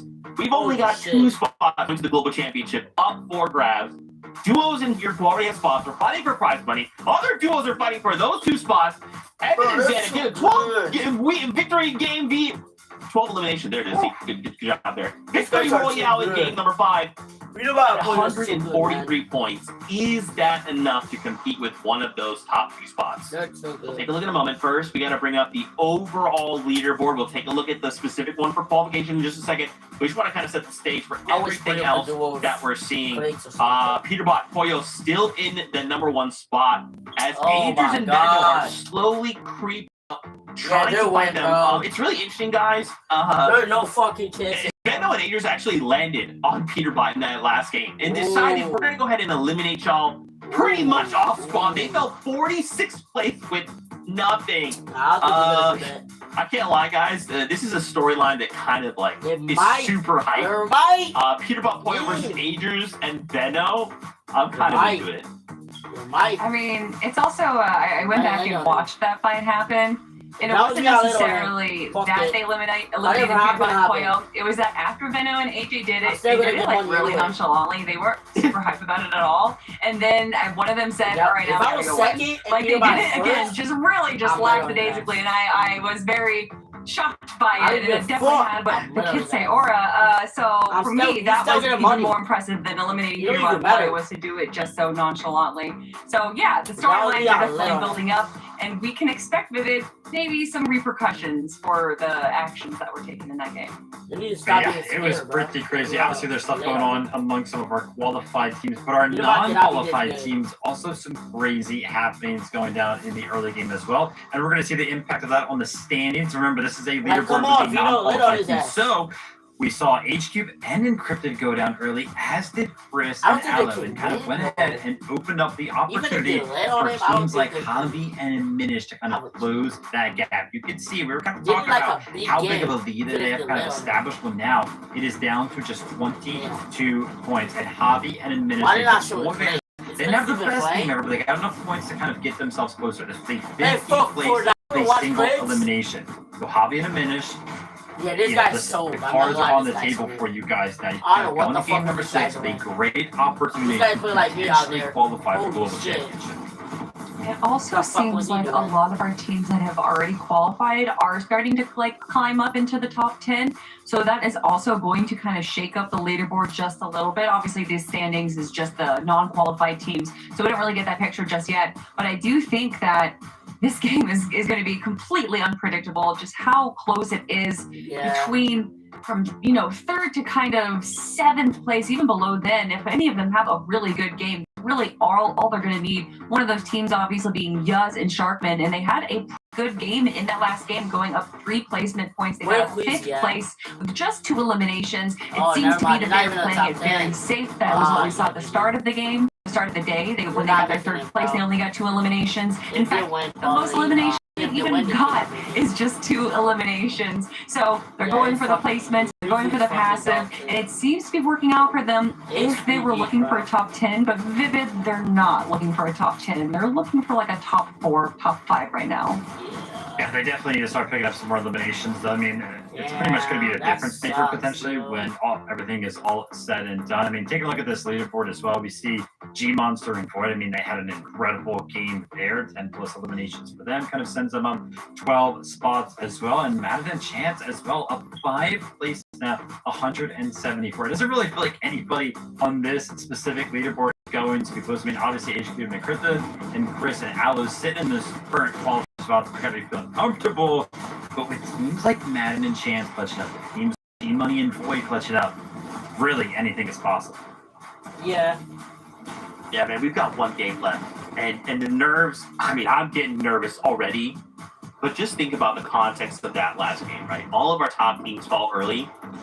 Kelly, Viv, we could have a situation, if that happens again, this is the last game. There will be no more opportunities. There won't be any 3rd chances or anything like that. If something goes wrong in this last game, and those players fall early and they can't get points, everything is over. That's it. They will not be qualified, and then they have to watch everyone else behind them slowly climb up that leaderboard. And if they get more points, that's it. The run's done. They have a better chance to qualify than you do. Kelly, that's a crazy stressful situation to be in. Yeah. Listen, we've already experienced heartbreak earlier on in EU of just how close some of our bigger teams can come out, just missing qualification to the global championships. And we know that, you know, for every winner we're gonna have a bunch of losers. So unfortunately, not everyone can make it to the global championships. Yeah. So obviously, there is going to be a bit of heartbreak right there. But right now, these teams need to focus. They need to just play Fortnite. They don't need to think about what that's going to mean. Play Fortnite. A lot is on the lines of it. Game number 6. NA, it always comes down to the last and final game. A bunch of teams very, very Fortnite. Now close for the global championship spot. And then we are fighting for $30,000 at the top of the leaderboard. Peter Button Polio versus Idris and Photo. What is going to be the approach here in game number 6 from those 2 teams? Can't wait to see. Oh man, we gotta see if Venom and Adrian decide once again it's time to let up Peter Polio or not. But this is it. 1 final game. Last game. But the cards fall where they may. Players, it's time to take fate into your own hands. Game. 1 last game. Only 2 spots are on the line. Alright, bro, shut the hell up now. Start the fucking this game. Alright. Come on, let's get it. This is it, the last game of the day, last chance global qualifier. I couldn't have asked for a better kind of ending going into this final game. My boy. The leaderboard actually is. Yeah, we have a lot to fight for now. A fight for first place. Oh my god, dude. And then, of course, your qualification spot, which somehow has gotten surprisingly close coming into this final game here. If that was me, I lit on Polio, bro. You know, the first early games, it was kind of slow. Not a lot of aggressive action going down. That last game I am lit on his ass. Everything. Nobody is safe. If your globals qualified, you're still fighting for that first place spot, or if you want to keep your year alive. It starts and ends here. But the thing is, he might is ready. So try let's to get brief into you, though. That's the thing. Alright. Come on, please. The last chance. Game number 6 is here. No, of course, we have our eyes on. Don't tell me they did not. They're dead. Oh my god, they're dead. That's what I'm saying. It looks like if you 50 put away, you got a little This is something we've been leading up to. Come on, Pino. We didn't get to see it. Come on. Come on, bro. Gifted the chance. Oh my god. Best off-spawn players in the game. Come on. First elimination. Come on. Essentially a battle for first place in oh my god, by himself until he eventually goes down. Peter Button Polio, who reigns supreme. They do it. They just got shit on. We knew that when Vito and Polio were expecting just got shit on. Would go a little bit differently. I mean, they are just that good. The best off-spawn player. Solidify themselves undoubtedly as the team to take the tournament away today with the most amount of points here. How did they lose that Not fast? too early though. They're Still have fucking hope the way ass. some of these teams have been playing. HQ and Oh, Encrypted. Who knows? shit. Peter Bob Boyle going down. That's the only points they get. Peter Bob is the best They not spot, only so. qualified for the global championship, I can possibly Like, win the entire thing. But If I let on him, I don't think how the 0 points fuck am I gonna do this shit? just east of the actual 0 I feel like I'll be like a little bit nervous. They have a little bit more because- control over this game. A full loadout. Bro, What they if really you- lack here is the shields, but everybody Like, you gotta has get drop ready. guns. Like, you need to be ready for our spot. You need to look for the gun. Where's the gun at? The chest at? Kaki right here Everything. has the first elimination on a team that. Oh my god. I mean, GG is still beat Venom though. At least he tried. At least he did it though. At least he lit on him. That's the team that we kind of saw to That's start the that's day. a good thing. They were kind of close to that bubble, but being contested. He's not like Clay. He's not like a pussy like Clay. Goes. Don't fucking let him. Perfect in his top two that does You need to qualify land on as him, threats. And visuals seem to get a little bit more active here, Alright, just well, outside he's of their fucking out. POI towards the south. They see Rapid That's by a big himself. He's going to go down to Evan and Zonda. Last game's winner, but now I like the what they're aggression is doing. coming out from visuals and threats. They need these elims. I thought they were gonna win this, They're going to get bro. that first down on the Zonda. Actually huge. I thought this motherfucker gonna win this Again, the shit. comeback story No down fucking for lie.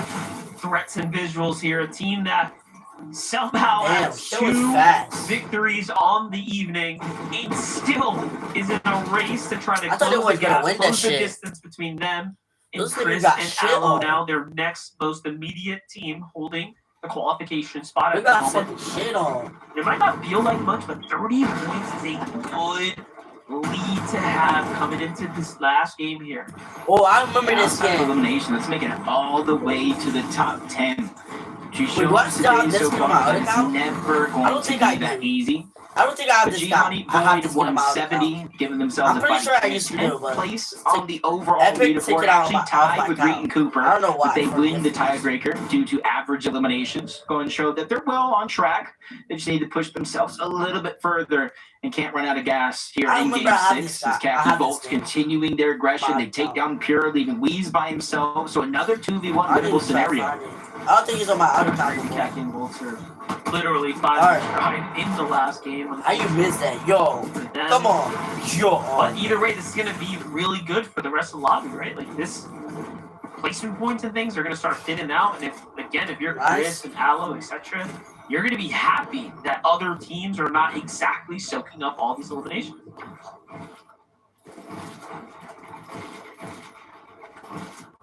Now, finally, I'm about to say nobody's really here, but just on the outskirts.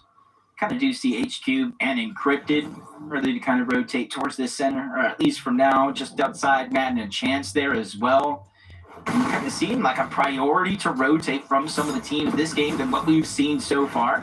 Curly and Sphinx land just north, but they're getting pushed off further and further, which could be a blessing because you see they already have the chug jugs. The only thing they're really lacking now is just a little bit more materials.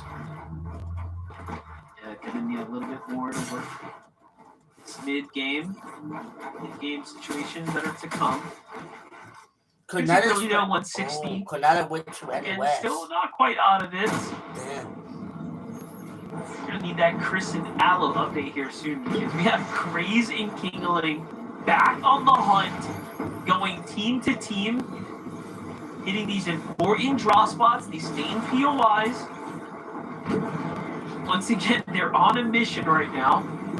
They're at 3 elims, and we just started this. Yeah.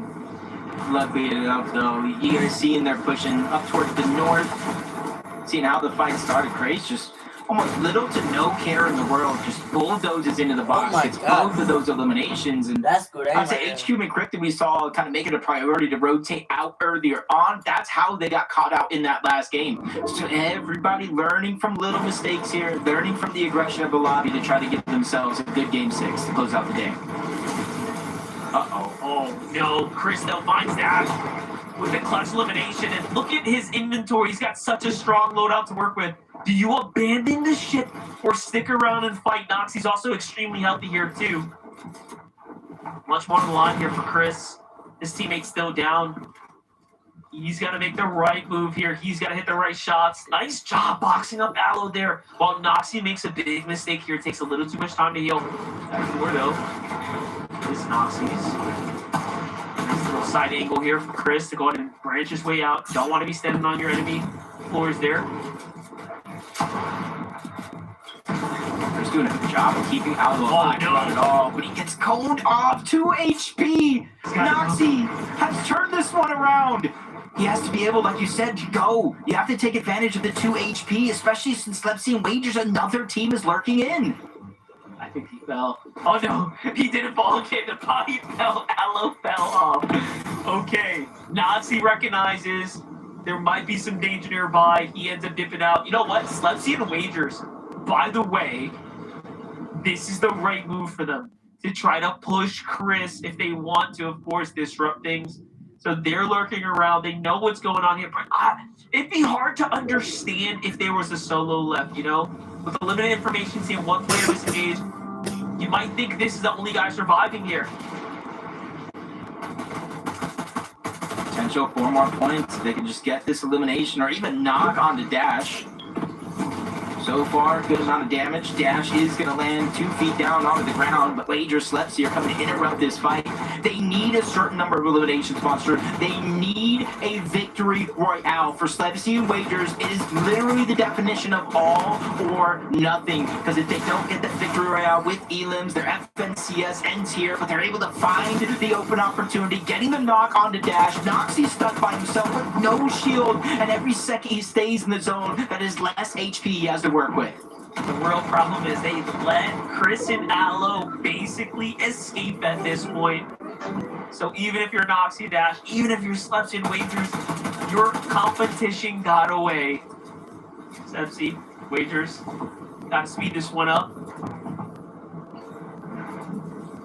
Noxie just waiting this out. He really is desperate. Just kind of sitting here, even with all these extra too much about this. They know you're here.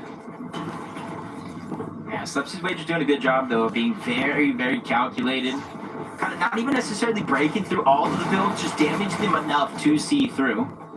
And with Noxie though, 25 seconds. He is on a clock here to have to make a move. He has 20 left on the Chug Jug, but that's not a lot of time being granted. You almost need to disengage, get to that vending machine, or find a way to get the elimination for the Cypher. Gonna start healing here. Wagers and Lepsy. Patience grows thin. They back off a little bit. Another team is now looking down.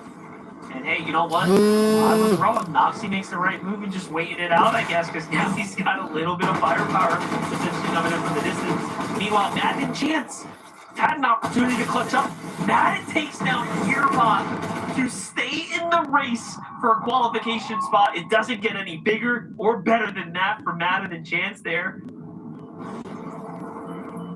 Yeah, just unfortunate. They get the knock. But I'm not sure what Pollo did to make sure he didn't get taken out. But Peterbot does stay alive. He crawls into the reboot van, and they do get the reboot back up. Nobody's pushed on over just yet to try to clean up this elimination. And honestly, when it's Peterbot and Pollo, I wouldn't necessarily push on over either. Yeah, definitely the better play for Peterbot to pick himself up as opposed to expose himself elsewhere. But the hell? Hey, look at you.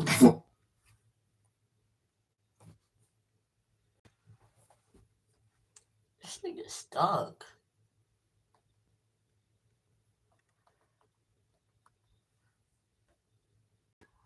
I don't think Peter clicks his spline, bro.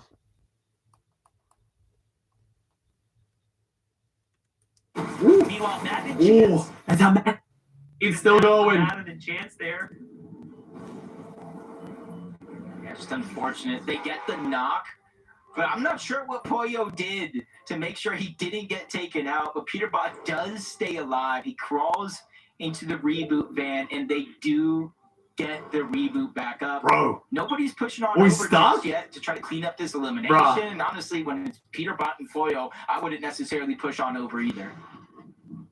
Yeah, definitely the better play for Peterbot to pick himself up as opposed to expose himself elsewhere. But I think they stopped playing, man. That's kind of sad. I think he stopped playing. I'm not sure. they would have checked down there. That was such a good hiding spot. There's nothing Chris can do here. This is such a tough spot to be in. No more shot if you don't have to fight this one out to the end. He's moving though, my gosh. 210 is where he gets frozen at. Wagers and Slepsy have a chance. It's crazy to say that because they have to win and continue to get elims, but technically they actually have a chance, but so does everyone else now. This is the opportunity for every other team that's looking to qual here. Yep. As we see HQ Encrypted, I'm not sure if they're watching the feed or not, but with Chris Aldo down, everybody below them on that leaderboard at least has something to aim for. Exactly. And the next best team, obviously, this is starting at the game. You see they're 228 points. The next highest team was Javi and Aminish at 184 points. So roughly a 44-point lead above the next best team that can push them out of the global championship qualification spot. So they just need to have just one of the casual performances they've had on the day so far, and they're good. Yep, now you have all these teams who, I mean, quite literally, I think it's going to come down to which one of these teams effectively win the game. Void G Monster, if they do it, it's going to push them over the edge. It's going to give them so many points. They're going to need those extra points to really separate themselves because of how close it's been, especially since, it's really interesting. All these teams that are kind of on the bubble for the qualification, they're not the ones picking up a ton of the elimination, right? It's the ones that are extremely desperate. They're trying to close the gap here. And that's why we still have almost the same exact points where we left off on with everyone else in the game. Visuals, threats on the other side have already... I don't see clicks at all. Not too bad. He's like he's not in the game. Material. I don't think he gets another Western Bull. We've already seen them win a game from here, so they know how to do it.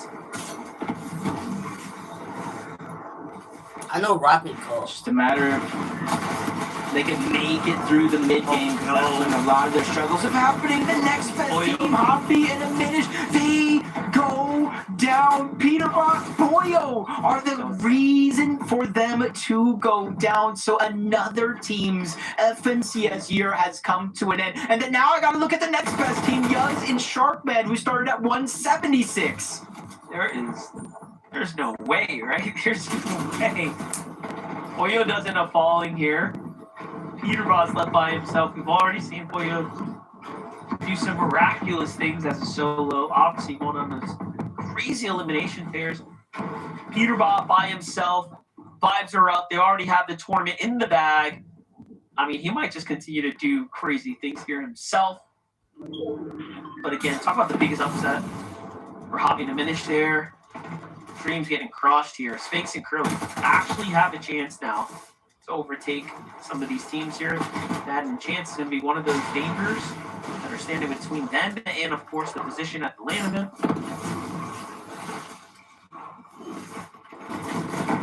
They'll definitely end up being very close, depending on for already qualified teams start getting eliminations here, siphoning points away. Curly and Sphinx, they're just looking to get into the zone for now. As soon as they find it safe, comfortable, or at least as comfortable as can be, you can see them kind of lurking around, seeing a Scuffle going down, immediately landing shots onto Curve, onto Higgs as well, just trying to alleviate the stresses of the eventuality of Storm Surge.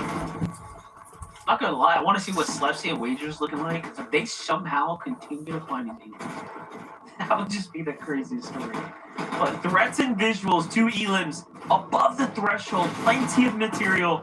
This is looking like the dream run for them. Meanwhile, Peterbot on the other side is way below the threshold himself. He's got a lot of damage to catch up with. But he's got nothing to lose. This is another win in the bag for him right here. 325 below though. What are you gonna do, Peterbot? Who are you gonna target next? Oh, little revenge on the cold. Okay, I like that one. Feeling confident. You can see him kind of lurking on over, but he just can't get tunnel vision on one team. 350 is a lot to overcome, especially since you're still taking a little bit of damage, running out of builds, tries to break into that first box. There's a whole nother duo on the other side, and that's just going to be a little bit more for Peterbot to handle as a solo. He's going to go down, even with first place already secured. It's a big team out of the lobby, and a team that can no longer siphon away points. Yeah, definitely. And to say that too, Batman, Buga falls there as well. These are teams that are sitting up at the top of the standings, falling right now. quite honestly, I can't tell if that's going to be beneficial for anyone trying to hold their qualification spot or not, but I don't think so. Yeah, teams like Sphinx is really just now starting to earn their placement points. Yeah, better chances for those points to go to the teams that actually need it instead of first place or any of our other global qualified teams. But you're seeing everybody making a priority, rotating forward toward the zone. It does have a Western lean, so for Bugha and Braids, they might be one of the last ones to start their rotation, but most of their way there is going to be relatively clean. A little bit of a mess up for Braids on that shockwave. Forced to expend another one, but this is where they alleviate themselves, and this is almost a make or break rotation if they go through the cone. Crazy to think that Bugha and Braids are at 160 right now with 5 eliminations. How many more can they go for? Another 10 and they'll close the gap. Cryptid HQ, the team that has that comfortable lead, now starting to soak up those well-earned placement points. This is good for them here. Notice they're not doing anything risky, Jacob. Yeah, I think they know there's going to come a point in time in this exact game where it's going to become mathematically impossible for them to lose out on one of those 2 spots. They just need to maintain their composure, stay 190 or so above the damage threshold. Luckily for them and everybody else, 4 players need to go down. Stone Swords will no longer be a worry, but we got a battle for high. King, Craze, Cold, and Ritual. Cold, Ritual do seem to get that first elimination onto King, leaving Craze all by himself. Again, that's a team that is ahead on the points on the leaderboard that they've just taken out of the lobby.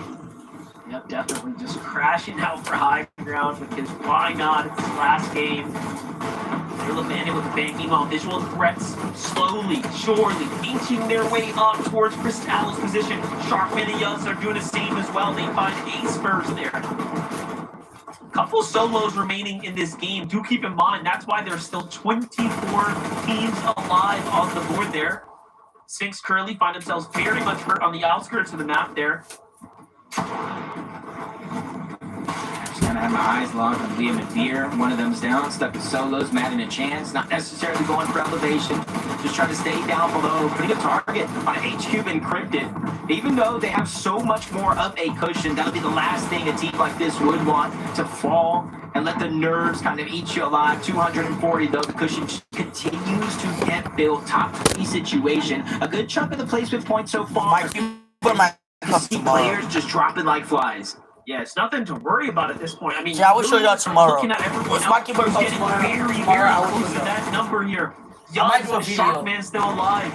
Chance there in the mix. I might do a video about Encrypted. Just kind of cruising by. Take a look at Sharkman's situation here. A single elim that they just got onto Ace. They have a little bit more mass to go the distance here. Target now putting on their back here from the rest of the lobby here. 196, just a couple more teams falling will give them the position over Chris and Allo, and then it's a fight to hold it. I think it was around 210 or so points. Matt and Chance right there. You can see they picked up 208, but that just goes to show how close it is. Multiple teams on the verge of breaking that threshold that Chris and Allo dropped before they went down. Visual, the threat, similar spot, 200 points. We have so many teams over 200 points at this point in time. Already 3 duos at least, but Madden falls at 208. More placement points going the other way. Chris and Allo technically are still holding the line. Couple more duos in between them. Visuals watching what's going on here. Ace solo by himself. He's already secured. He's got it. Big elimination there on Severe. Vertified there. Nice stop in. Meanwhile, Yuz Sharkman 210 now. It's their spot to fight for. Literally a few eliminations, a few placements separates going to the global championship after their season ended, and they try to extend it further. Another elimination, the second one, and when they need it most. Could you see their material count? They have relatively little to nothing. Same with the Chuck Jugs, but on high ground, Slepsy and Wagers. We've been gifted such a great end to this tournament. This is crazy. They came into this with such a huge gap between them and everyone else, but we said it. If they can jump over 10 eliminations and somehow Rangers and Sepsi have to win the game to able to qual. Sharkman went down. The FNCS Global Championships dream might be over. Visual and Threats went down. Code and Ritual. Code as a solo still going. Slepsy and Wagers they might win. If they don't win this match, no globals for them. They have to win. They have to win or at least get top 2. That's how it is. If you don't win, you out of there. So let's see. Slepsy is still going. No, he's still in this term. Can Slepsy win this game to secure the global championship squad? 203 points. Rangers and Slepsy might win the last game of the day. Peterbot and Clay's already win. Peterbot and Pollo already went down. Unfortunately, they went down early. Pollo went down. Slepsy can secure the global championship. They might done it. I think in second place might put them in the claw. Another elimination for Slepsy. 2v1. HQ. Slepsy and Rangers win last game of the day. Oh my God. 128, maybe even plus points at this point in time. We just win. Let's go, Slepsy, my boy. Slepsies and Wagers needed elimination. Let's go, Slepsy. Needed a victory. We made it. Got everything, Zeke. We made it, Slepsy. Let's go, Slepsy. We made it. Yeah. Let's go, Slepsy. My gosh. We made it, bro. We're getting final numbers, okay? We're just making sure Let's go, everything Slepsy. looks We made good it. and looks clean. We made it to global championships. Let's Start go. refreshing these leaderboards as soon as we are ready to let you know who the winners are to confirm and make sure everything is good. Oh my gosh! In this last game, and this is why just Peterbot and Pollo like went player is just such a perfect example. The last until the very chance end, until that last finals. we looked Booga here, is I out of there. I was so No shocked, but it global isn't that championship true. for Booga. Of a No single global game, championship for Slepsy Sharkman. Wagers No global in championship for Visual and Threats. No global championship for Chris and Alohi. No global championship for Madden and Chance. No global championship for Javi and Unminish. No global championship for Spence and Visual. Everything is over for them. After that, I thought they were done and over with. We all wrote No along. Booga. Different No storylines going Javi. on, and none of it had None to do of with them Slepsy going and to the Wagers. global Well, championships now they are 2026. the main characters They're in all this story. out. To be able to take the final game, to take the win, and to get just Slepsy, the if amount they're of gonna win eliminations this they game, needed, that man. is a story worth telling. I mean, there's so many times in Fortnite where we talk about those last game moments. I'm like, If yeah, they did not win this game, like, you can. oh my catch up. God. But it's not really likely, right? Slepsy and Wagers, they Holy finally shit. bring it to fruition here. I mean, they were on 123 points Oh my before God. that game. I mean, yeah, they That's effectively played crazy, 2 games bro. today. That with is- both of them being wins, and it was enough to carry them into that qualification spot into the global championship. What an incredible way for Slepsy and Wagers to make their way to a land. Yeah.